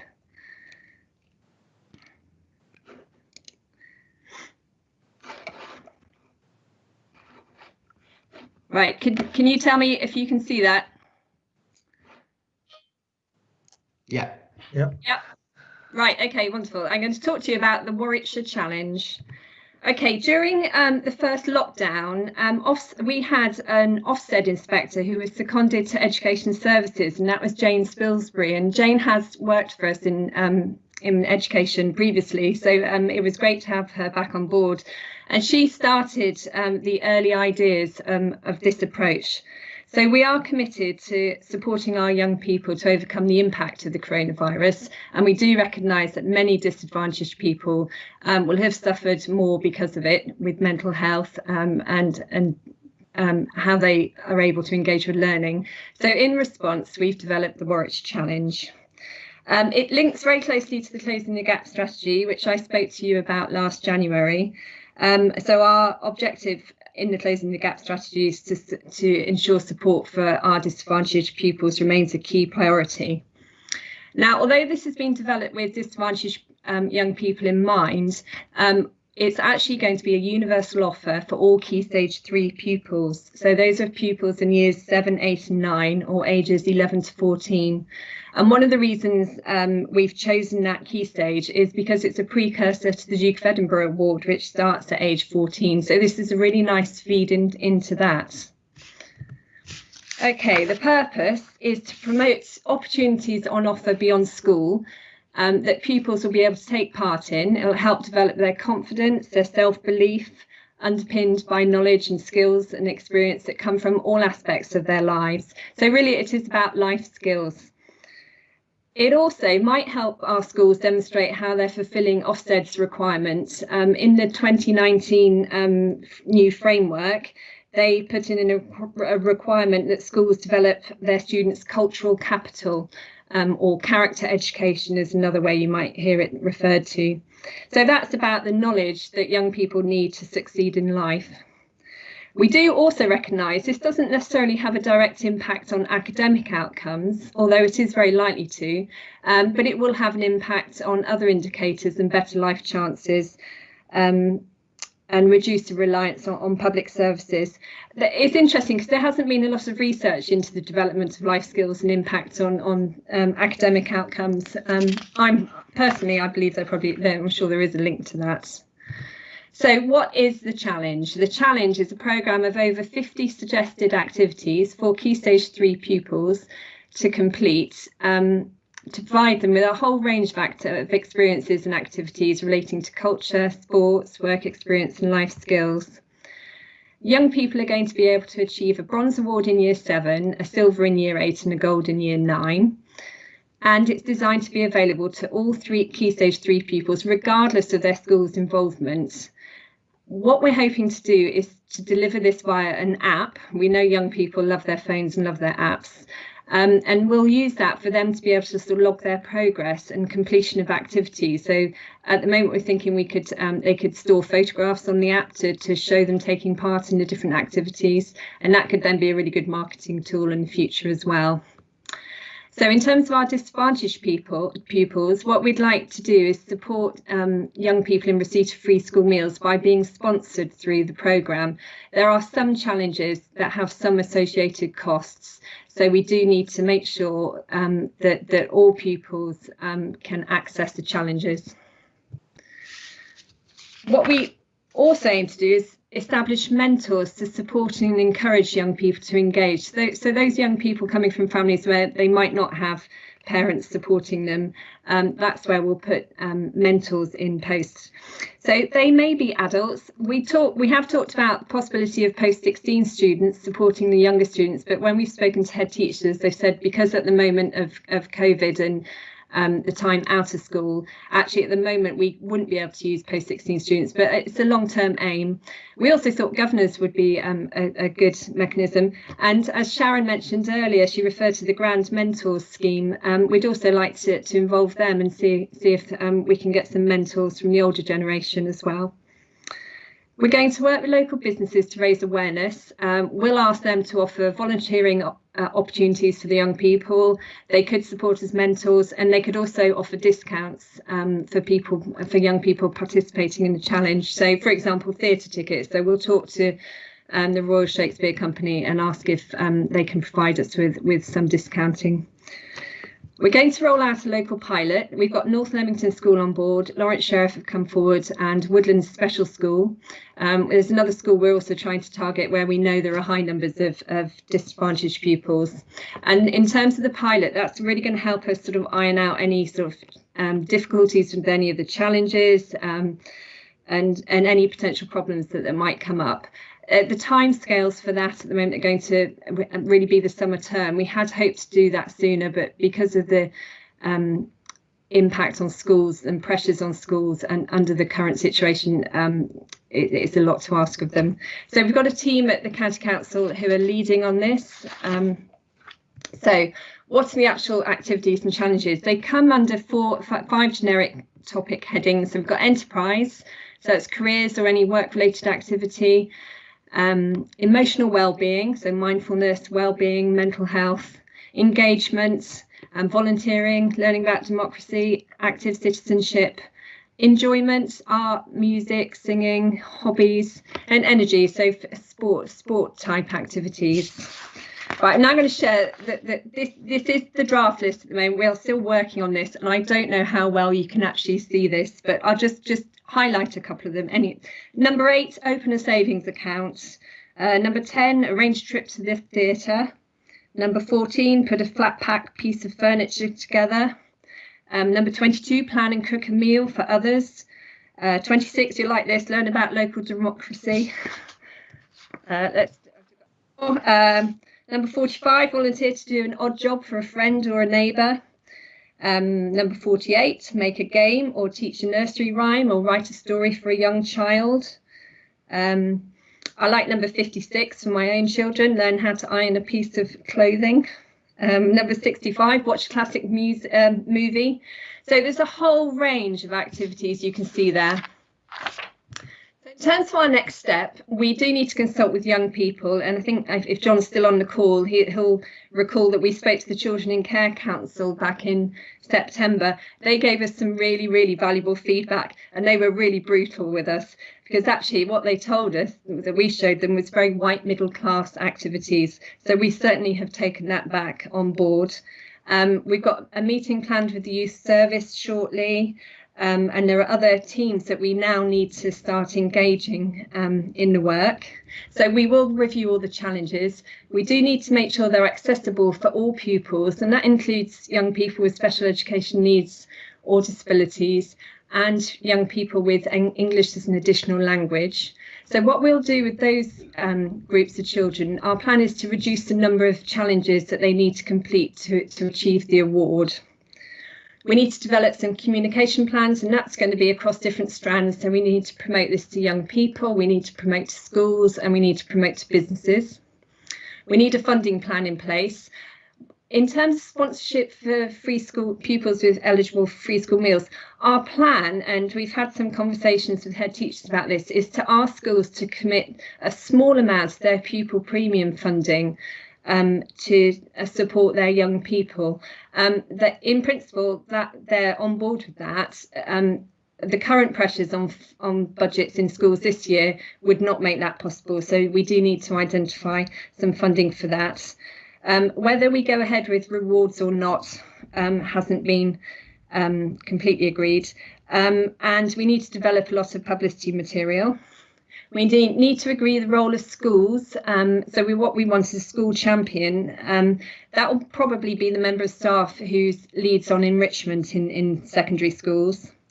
And then the key piece of work is about developing a digital platform to host the challenge. As I mentioned earlier, we really do want to have an app. We think that's going to be the most popular way forward, but there will be costs involved in that. So a different approach is using a web page. Mighton School have something similar, so we're exploring these different possibilities at the moment. The mentors, will need to get those on board. We've spoken to a couple of agencies so far, but we will need to get that bank of volunteers on board.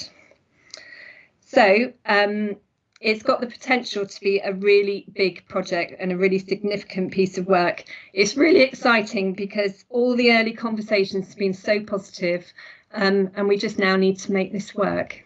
So over to you if you have any questions. Thank you, Sophie. Question, what are white middle class activities? What they felt was that, oh, I'm trying to get you back on screen. Things like make a meal for your friends could actually be make a meal from a different culture. It could be, we can have that learning different languages. There are other ways that we can change, but those are some of the sorts of thoughts that they were coming back at us with. So not the activity per se, it's the nuance of the activity. Yes. Okay. Yeah. Okay. Corinne. Sorry, I'm having difficulties today. Yeah, I mean, years ago I used to work for the youth service, and we used to do a challenge project then, which was very, very similar to this. And although it was a great project, one of the main difficulties was getting engagement from young people. And as soon as I read this, I thought, you know, it's aimed at disadvantaged kids, which is brilliant. You know, those that are, you know, disadvantaged in life and have poor life opportunities and life choices. And then one of the things I look at then is that you're going to pilot it at the Warwickshire School, which is one of the most successful schools in the county, which is, yeah, you're going to get loads of kids from that school who are going to join. They're going to do really well at it. But let's try Hartsill, or let's try the academy, because, you know, it might be a very different, well, I think it would be a very different outcome then. And I can tell you straight away, Yusuf, what white middle class activities. And that is things like going to the theatre. If you live in Nuneaton in Camp Hill, you ain't going to get to the RSC. You're lucky if you get to Abbey Theatre in the town where the drug dealers live. That's very middle class activity. Exactly, and I do like it. I don't want to be too negative. I do like it. I think it's great, but I do think there are a lot. You know, when I worked as a youth service, with the youth service, I remember sort of saying to some of the kids, "Oh, where are you going in the summer?" These kids that lived in Bedworth, and they'd never been to the seaside. They'd never really been out of Bedworth. So I do think it's great, but they're going to need quite a lot of support and a lot of cajoling to get involved in this, because I think they would look at a lot of these things like, you know, some of them are struggling with English, let alone a second language, and you know, performing in front of an audience and all these things, repairing a bike that they don't have, and visiting an art gallery that they've never been to, is all lovely and great things to do, but I don't think it's necessarily applicable to the kids that really need it. And I think, you know, piloting in those schools is going to look a great success, but do it hard. Okay, can I come back to you? So first of all, Lawrence Sheriff approached us, and what we didn't want to do was turn away any school that in the current climate is volunteering to help. And actually, they will help us iron out some, you know, some of the challenges, possibly. Completely agree with you. The parents of those children are probably going to be very supportive of those young people. But one of the schools we're approaching at the moment, I didn't put their name up, but Campion, and we want to approach Campion because they have a high number of disadvantaged pupils there. So we didn't want to turn down the offer we got from Lawrence Sheriff, but we certainly take on board, you know, what you're saying. And in terms of the activities, that's one of the two things we really want to do. It is about the financial support for those young people, but really the key is the mentors. And if we can get the right mentors in place to support those young people and encourage them, we think that will help. The list won't look as blunt as you saw it on screen. What we will do is provide website links and suggest make any suggestions that would help a young person take part in those activities. But it's all work in progress, Corinne, and I completely take on board what you've said. Thank you. Okay, I'm sure the theatre is a particularly middle class activity. I'm just a bit concerned about the general tendency to qualify everything with race at the moment. I don't buy into the white fragility grift, which seems to have taken hold in some institutions. Colin. Thank you, Chair.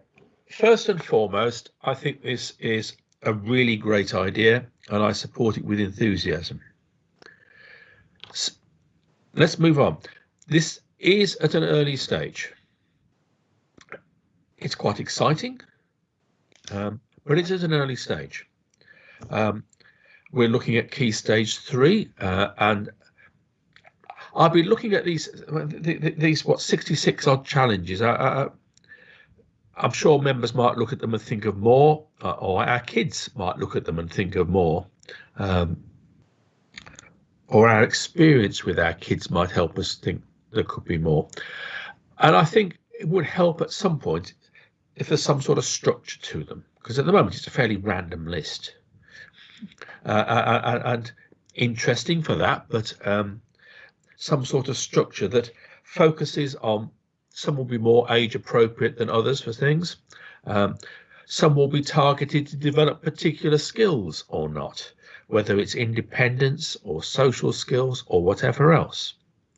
Now, when I was young, and I'm sure Jeff Morgan will remember because he's about my era, I Spy books and things, and used to carry those around with you as not secondary, but certainly primary age kids, ticking off things as your experience as you met them on the way.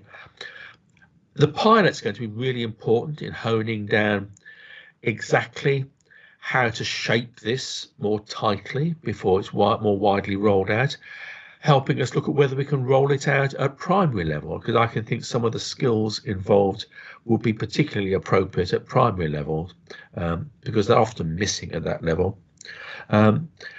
Who's going to do the assessing?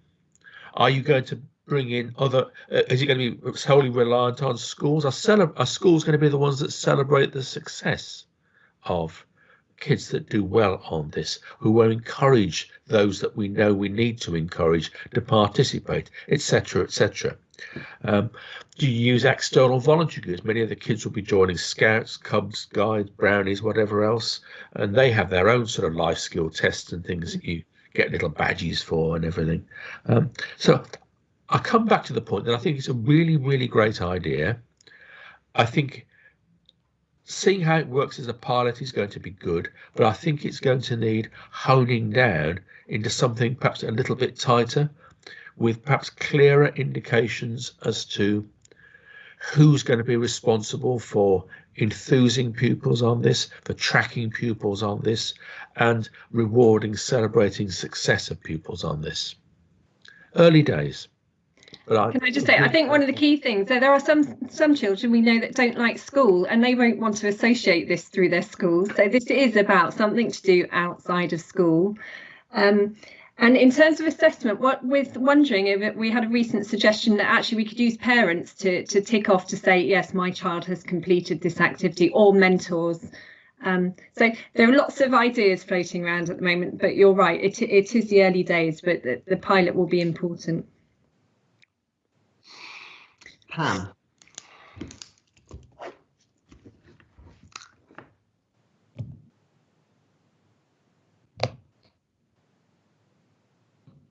There we go.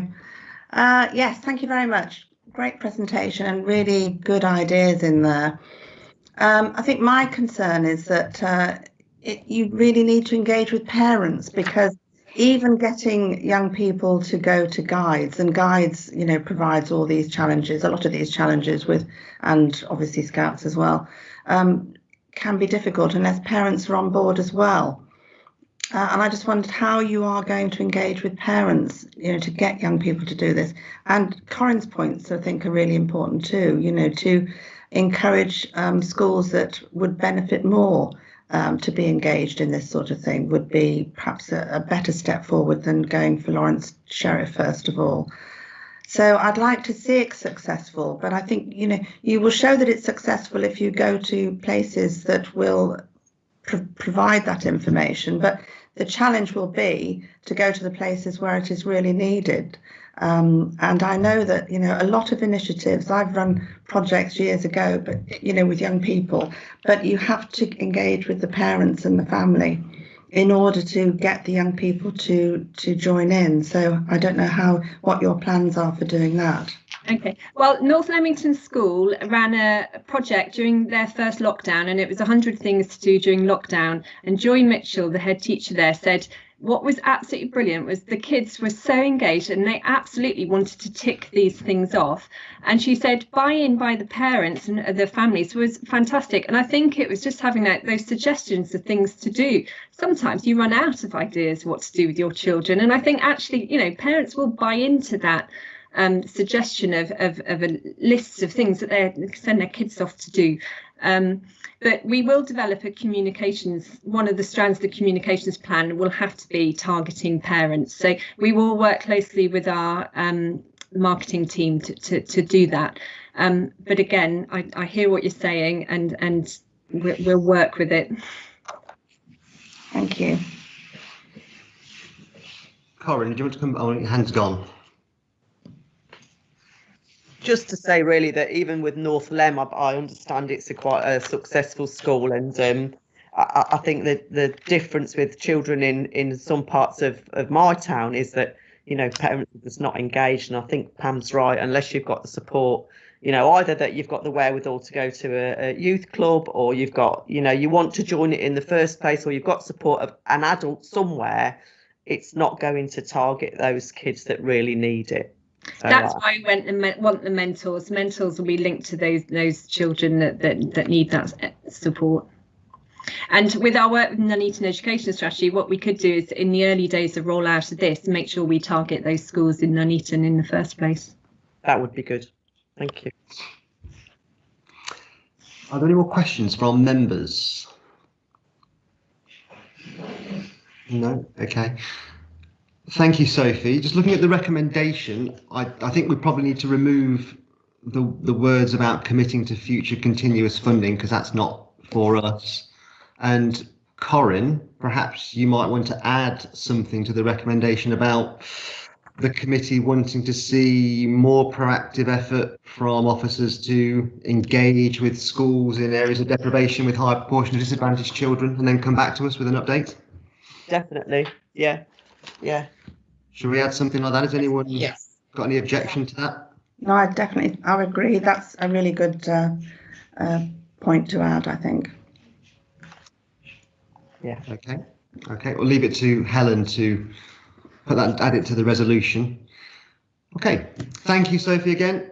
Thank you. We'll move on to item 7, which is looking at some additional reports which were distributed prior to the meeting. I hope we have Jerry Roodhouse with us, so perhaps he might want to talk to the self-harm task and finish group to kick us off, if he's ready. If not, we can just open up to members any questions on any of the 4. But if Jerry's with us, then over to you, if you're happy. I am. Okay, to you. Good morning, all. The report has been circulated, is there.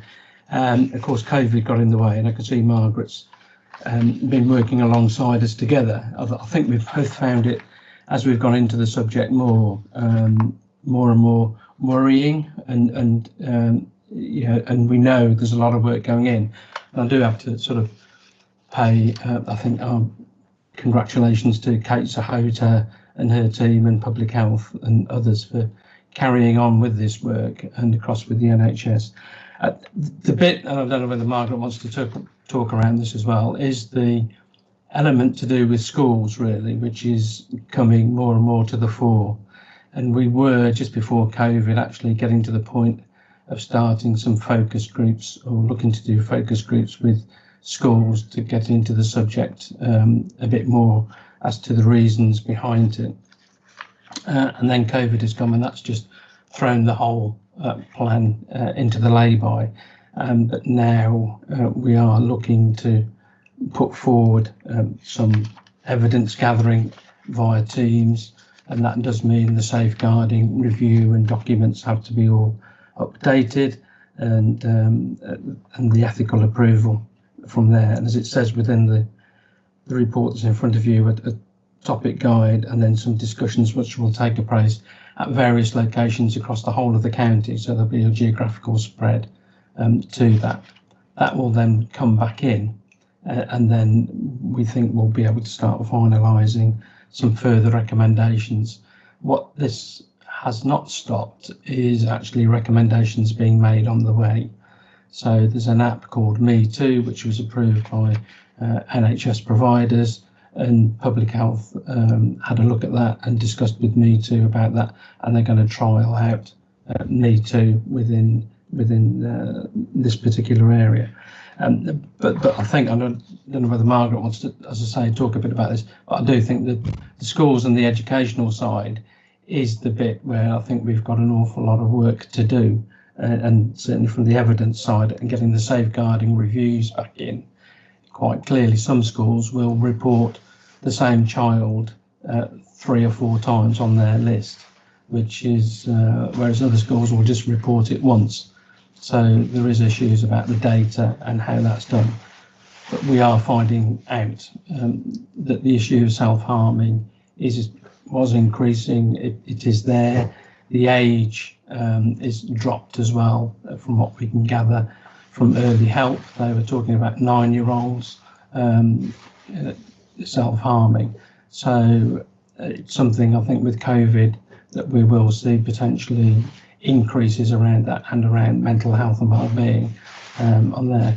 Margaret, I didn't know whether you wanted to add anything to the report or comments, and thank you for your help during this bringing this information together. Thanks, Jerry. Yeah, I think one of the things that we said would be useful would be to get practitioners in school and also the young people who have possibly suffered from self-harm to talk about what's worked. First of all, from the adult's point of view, how to identify it's happening, and then how to support those young people. But from the young people themselves, what has worked for them and what's helped them to get through this, because it's such a difficult area. And as Jerry said, when we can, some small focus groups talking to young people to try and get their view on this would be most helpful. Thanks for that. So at the end, you've got the next steps, which is to finalise those schools, and then the consideration about the best way going forward, getting the ethical framework together, which is important, and then look to get that extra evidence in. And then we're also looking to engage with charities and support organisations, and some of that is around arts-based projects, which may be poetry or writing stories, to do with that, which is being investigated. Mr. Chairman, it's there for you as an update. It's an interim report. I know it seems to have been going on a long time, but I think something called COVID got in the way. The horrible virus, as my 5-year-old daughter keeps telling me. When is this horrible virus going away? Yeah. Did you look at social media at all? I mean, was social media and the advent of social media? I remember I saw a talk on YouTube, Jonathan Haidt, who's an American psychologist, talking about, I know correlation doesn't always lead to causation, but he was talking about the advent of social media and the impact that that's having on self-harm and particularly suicide amongst teenage girls. And there is a correlation between the uptake of social media, the explosion of social media, the use of it, and online bullying and self-harm and sadly suicide. And it's an incredible increase in terms of percentages from 2008-9 to now. It's been discussed within the working groups, and hence I think why the evidence gathering going forward, it's about actually digging down into that deeper. So it's actually following that key line in the sense, and if you can get and talk to the young people in those little groups, actually we want to expose and bring some of that out. The Me Too app, which I mentioned, is actually has been designed in that way. It's more of a peer-to-peer type app, so it's with young people, working with young people to develop that work, which I think is going to be helpful. But yeah, if you like, the evidence is there, as you say, you can see it in around, but actually nobody's really sat down with the young people in a small group and spoken to them and say, actually, how does this work? How does it affect? What can you do? That really is what we want to start seeing coming out from the next phase. And the difficult bits will be, I'm looking at Ian now really, is how we get academies and schools going forward to actually start to go with possibly some of the recommendations that come forward. Pam, did you want to come in? And then Corinne. Yes, I mean, I was also going to mention social media because it does seem to have fairly dramatic effect. And I think the difficulty is that sometimes it's a very speedy effect. So children and young people can see something on social media and act on it very quickly without really thinking about it. I think Snapchat is one of the difficult ones because you can't actually monitor Snapchat as a parent. The information doesn't stay on there long enough, whereas Facebook, obviously, it's there and it's there forever, but Snapchat is a very instant thing. The other thing I'd be interested if you could, I don't know whether you could find out more about this, but what effect does children who've been medicated have on their mental health later on?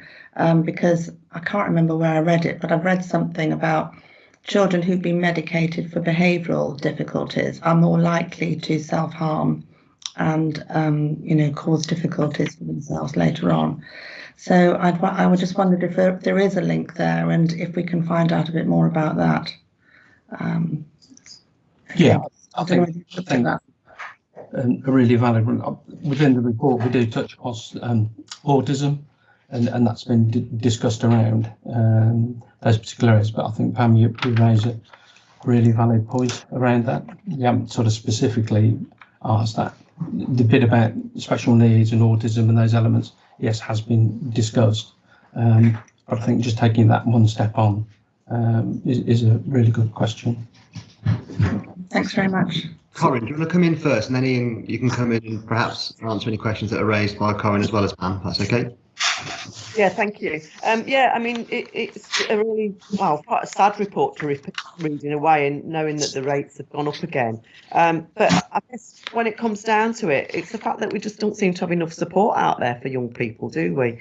And I was actually talking to a young person yesterday who has had some mental health issues, and she was saying that one of the difficulties is, once you're suicidal, there is, and you can go onto the RISE website, there's a button, and a number you can press that says, I need help now. But otherwise, you've got to have a referral, and trying to find somewhere to get help if you're not suicidal, but you're somewhere else, is quite difficult. And that's the bit of it that sort of worries me. And then reading through it as well, it cites further on that some of the suicide prevention initiatives are things like Men in Sheds. Well, I started Men in Sheds in Nuneaton, and I can tell you that we don't have anyone under 25 there.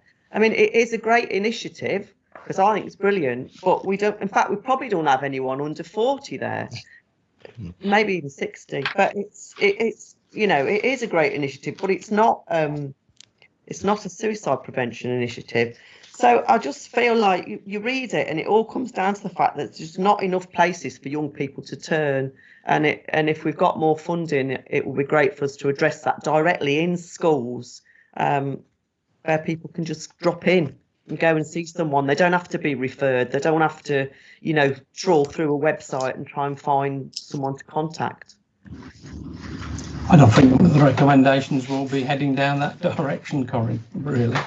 I mean, that's you sum it up in a way that's the particular direction that we're going, that people do find RISE and all the other stuff that's around there is just, too late, really. And where a lot of it is happening is within schools. And if there's somebody within a school that you could just go to and talk to. And that's what this next, if you like, evidence bit really, it touches upon that social media and actually talking to young people and actually trying to have that conversation with them, which can be a difficult conversation to have.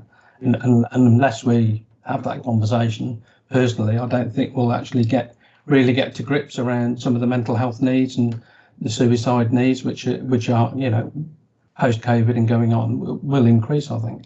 Unless we have that extra help coming in, we will need extra help and support. Yeah. Ian, all right.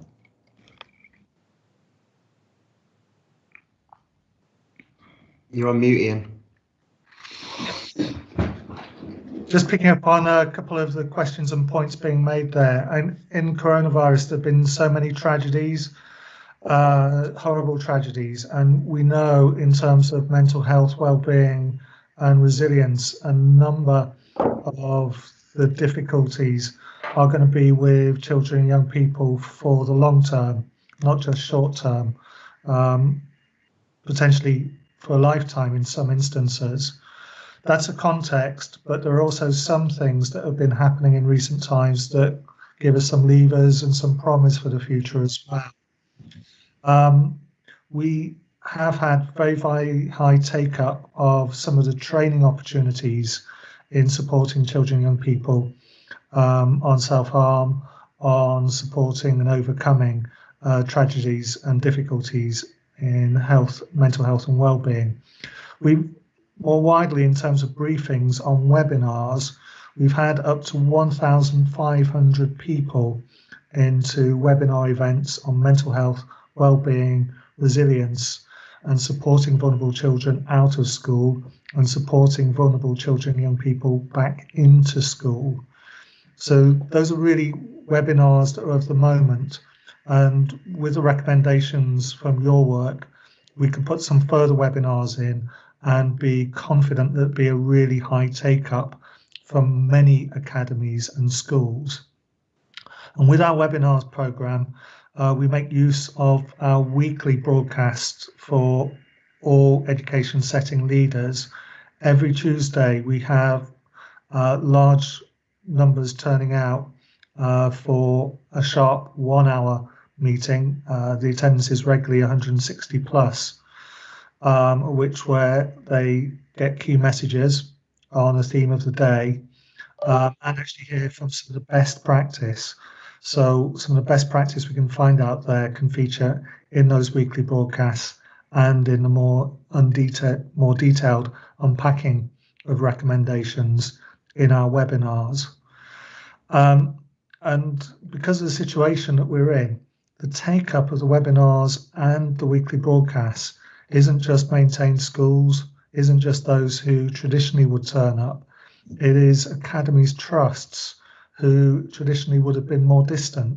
They see the importance of being part of a family of schools, supporting local communities. So I think we can be really, really clear. The report on self-harm, the recommendations in terms of mental health, well-being and resilience, the practice, learning and insights will be really positively received by almost all schools and academies. And if we can see a gap in take-up on a webinar or on a broadcast, we can then make a targeted phone call if it happened to be that a particular school or particular chain hadn't showed the interest for something that is so important now and for the long term.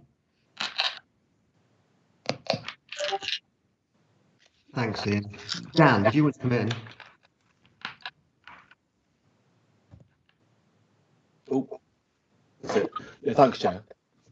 If you can, there we go. Yeah, I agree with Corinne's points. I think we need to just make sure we're contacting the people that need us and having that availability there for people that need to speak to someone. And if we have someone in schools, that's brilliant.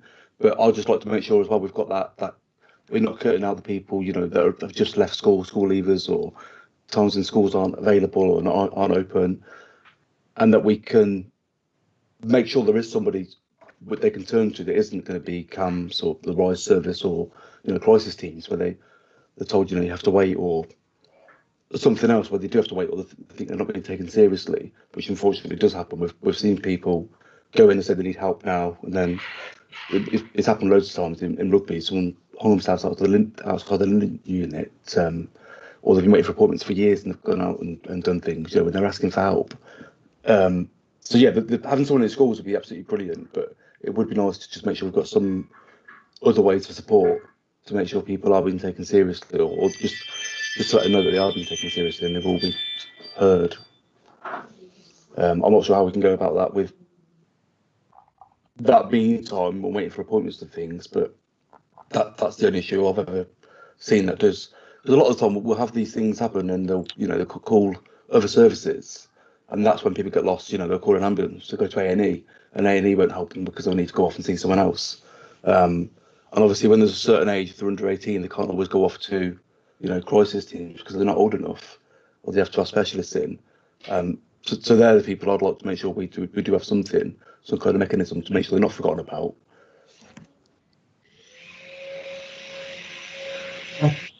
Yeah, no, Thanks, Chair.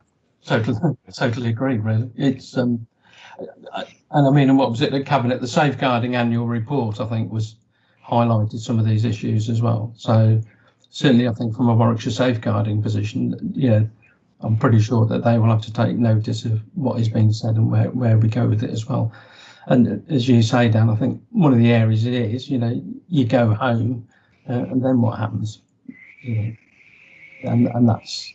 And I think unless I'll keep going back to really, and that we need to talk to, if you like, people, young people. And actually, I can remember being young, but it was very different then. So, and I know my granddaughter who's 16, she lives a very different world now to what I lived in. So, and I think that's what we're going to try and understand through this next phase. And if we can try and understand some of that, hopefully we can start to shape some of the recommendations. And then, dare I say, I have no doubt some of it will come down to cost. But, what's the cost of somebody's life, really? Because that's what it will boil down to, with what's being said. But I think we are a few weeks away from getting to that sort of level of discussion. Okay. Becky. Thank you, Chair. I just wanted to come in on Dan's comment. We are actually doing some work with CWPT and wider colleagues as part of the Health and Care Partnership around an integrated community support mental health transformation bid. So wanted to kind of alert you to that. It is for young people over 16 years of age up into adulthood.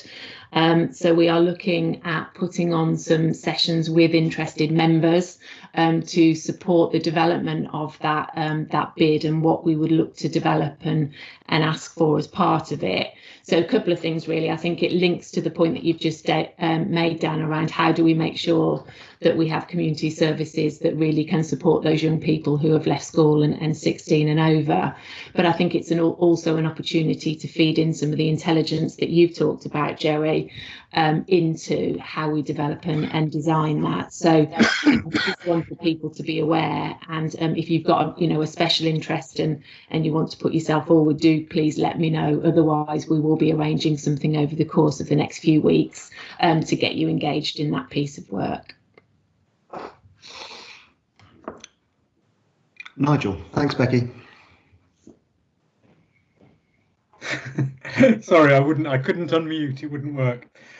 Just to add to that, really, I think it is worth mentioning that both the recovery plan and the new health and wellbeing strategy, which is about to go out for consultation, have mental health as a fundamental element, and actually have children's mental health as a fundamental element to them. So there is a whole raft of work kind of being proposed around that. And we are in the process at the moment of building up some bids for funding, or business cases for funding rather, around some of the recovery objectives through the Council's Prevention Fund.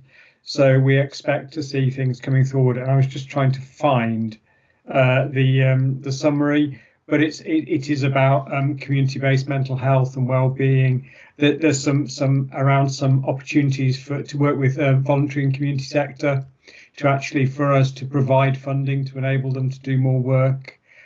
There's some stuff around mental health environment and the mental health curriculum in schools. Yeah, you're gonna have to panic for a fortnight because the bloke who I've got to collect it off is off work. Mute your microphone. I thought I had to count my bids for a fortnight then, and my business cases. Probably wouldn't have been ideal. So there are a range of activities coming forward, and I would expect some of those, once we've kind of gone through that process, to be coming forward to Cabinet in the near future. So I think there is a range of work which I'm sure will help support some of the things that the report is likely to identify. Good. Thank you. Thanks, Nigel. Dan, do you want to come back in, then Margaret? Yeah. Thank you. I'd just like to say as well, one of the other things we noticed as well, obviously seasonal messages can be really helpful. So I don't know when we've got something planned to go up. Obviously Christmas, obviously COVID and lockdown has had a massive effect on people anyway. But this time of year, when people start seeing family and, you know, people remember the bad things that happened as well, it's a huge time for mental health services, with people obviously going through all sorts of stuff. So I don't know if we can get anything out there, you know, and tell people what help's available again and support, just for someone to talk to. But one of the suggestions I've heard before and I've seen work really well, when we do have new systems and different places people can call, is the actual people on the ground, you know, teachers, hospital workers, paramedics that see these people and need to point them in directions. They're not always aware of you know, who they can use, because sometimes, you know, they're busy, they're working shifts, overtime, and they've got that much information to read and get that they don't always know what access is where. So one of the best things we've seen previously is key fobs, and distributing them, because they actually get sent out, and instead of reading an email, you've got a key fob there that's on your thing. So you've got a phone number on there, you've got a website on there and different things. When we do that, we know more people do use these numbers and do use the services, because every single member of staff that's going to have one will have it. They'll have it with them all times. They can point to it. Whereas we know that other services aren't used as often as that, or they'll forget the numbers, or they'll call someone else. So if we could have one key point, whether it's a website that we update with different numbers on and things like that, if we could have that and give it out to everyone, then that would be so much easier and useful. Okay. Margaret. Thanks, Chairman. And I was just pondering on, you know, if there are bids going in for some extra funding, and for me, the issue with mental health services generally is that there's not enough early intervention. We wait until things get to crisis point. And I understand when resources are short, the natural reaction is to raise the bar and say, well, we can only see people that are this bad. And I can understand why that's the case. But I wonder if we're putting bids in, could we have a trial of real early intervention and demonstrate that it stops people from getting to the point where they're self-harming, whatever other extreme mental health condition they demonstrate? Even if it's a small pilot, it would be so useful, because if we could show that we could in the end save money on this, even if actually it's really about people, but if we have to do it and show we're saving money, well, so be it. But let's get something on true early intervention where it's people support, and it's not just saying at the early stages you just go and read this website and it'll tell you what to do. You know, really get people in there early.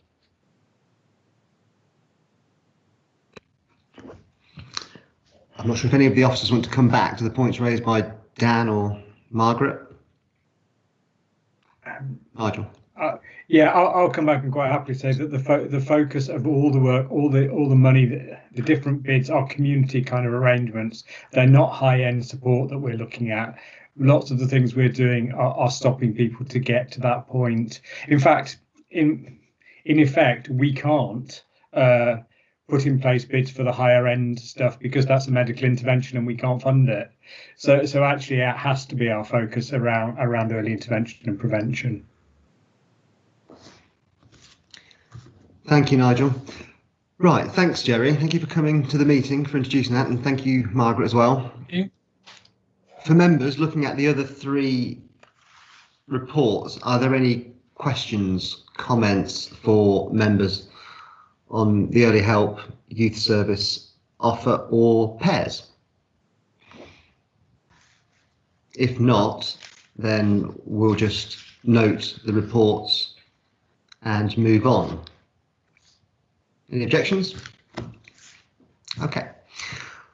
On to item 8, which is the Council Plan 2020 update, the quarterly update. And I think it's John or Ian. Yep, it's me, Chair. Sure. Thank you, John. So, sorry, let me just get the report up. Obviously, I'm just going to be very brief about this. You've obviously got the report and seen the links to Power BI, which gives you some more detail. Effectively, what this report is showing is there's quite a few measures that are paused or impacted by COVID-19 that are detailed in the report. the report highlights that there are two areas that are not on track. So that's in particular to the number of children in care, and as we've already heard in the committee today, the number of children in care has increased actually by 11% because of the issues around children not leaving care, and the report at 2.5 talks about some of the actions that are being taken around that. And the second area that's been identified there where performance isn't on track is in the percentage of care leavers who are aged 16 to 21 who are not in education, employment and training, who are NEET. This is at 2.6 in the report. I think that the economic downturn has definitely impacted our young people, which it won't be a surprise to any of you. What I would say, however, is that actually when you look at performance in relation to the NEET area, it actually has improved across the course of the year. So, for example, and I did have it in. My computer's frozen. So can you still see me and hear me? Yeah. Hello. Yep. Oh, for some reason my computer's completely frozen. But the NEET figure has actually improved across the course of the year. So, for example, in June we had 48 of our 16 to 21-year-olds were NEET, and that has reduced down, which is really positive by about 10%. So it is going in the right direction, but it still is a real concern for us, and we have completed several different things to mitigate against this, and one of them, I think a key factor, is increasing the amount of resource to make sure that young people who are NEET get some really good quality one-to-one support from a careers officer. So we've just employed an additional careers officer there, and the report details of the activity that's taking place as well. And then I think the final part of this report is referring to finance. So the revenue budget for children and families and education are both quite significantly impacted by COVID. Children and families budget is 3.749 million overspent. The vast majority of that is due to COVID-19, and the report details the particular areas, but it's relating to placements and absolutely linked to the increase in number of children that are in care that I've already mentioned. And the education services, obviously Ian can talk a bit more detail about this, but again, when you look at the detail, the education services overspent by 7.413 million, and again, good majority of that is because of COVID, although there is an underlying overspend there anyway. And again, actually 3.7 of the overspend is actually gain due to children with disabilities and placement costs. I'm not going to mention anything else, and open it up for the members if you've got any questions. Thanks, John. There are some positives in there, as you said, but everything is just underpinned with that caveat of COVID, isn't it? And it's, I mean, the impact and the pressure across the board in the organisation is just almost unfathomable. Do you have any questions from members at all? Or Ian, did you want to come in and talk about the pressure on education? Okay, thanks. Actually, I think John summarised it really succinctly there. There are the two parts in terms of the budget pressures. They are divided between COVID and actually children with disabilities. So there is a linkage from there in terms of COVID recovery to the things that we're doing to ensure that our traded services are fit for purpose and meet educational demands from schools going forward. But on the CWD side, it's important that overview and scrutiny stays close, sees that we're delivering impact through the SEND change programme. So although some of the reasons behind there are COVID related and some of the market failures there, the long-term resilience will be delivered through the SEND change programme. Okay, thank you. Margaret. Thank you. Yeah, there was just one specific question I wanted under 2.3. I was rather concerned that we are not reporting on the percentage of children receiving a 6 to 8 week health check. That to me seems quite an important thing. I mean, I know it doesn't say it's not happening, but do we know what's happening there? And is this because of GPs or is it health visitors? Who does this? It's health visitors. So I don't. Becky wants to come in on this, but health visitors and Swift, because of their focus on the pandemic, have stated at this point in time they need to obviously reprioritise. We are. It's not that they're not seeing children. It's not that those checks aren't happening. And actually, we can circulate a report that we've completed where children's social care and the health visiting team have been working really closely to make sure there's some really clear support for parents and particularly for new parents. So it is happening. It's just that the data is suspended at this time to reduce the pressure upon these agencies to prioritise the front line and not put too much demand on them for reporting. But there are the conversations, discussions are still taking place around their performance. I don't know whether Becky wants to add anything to that.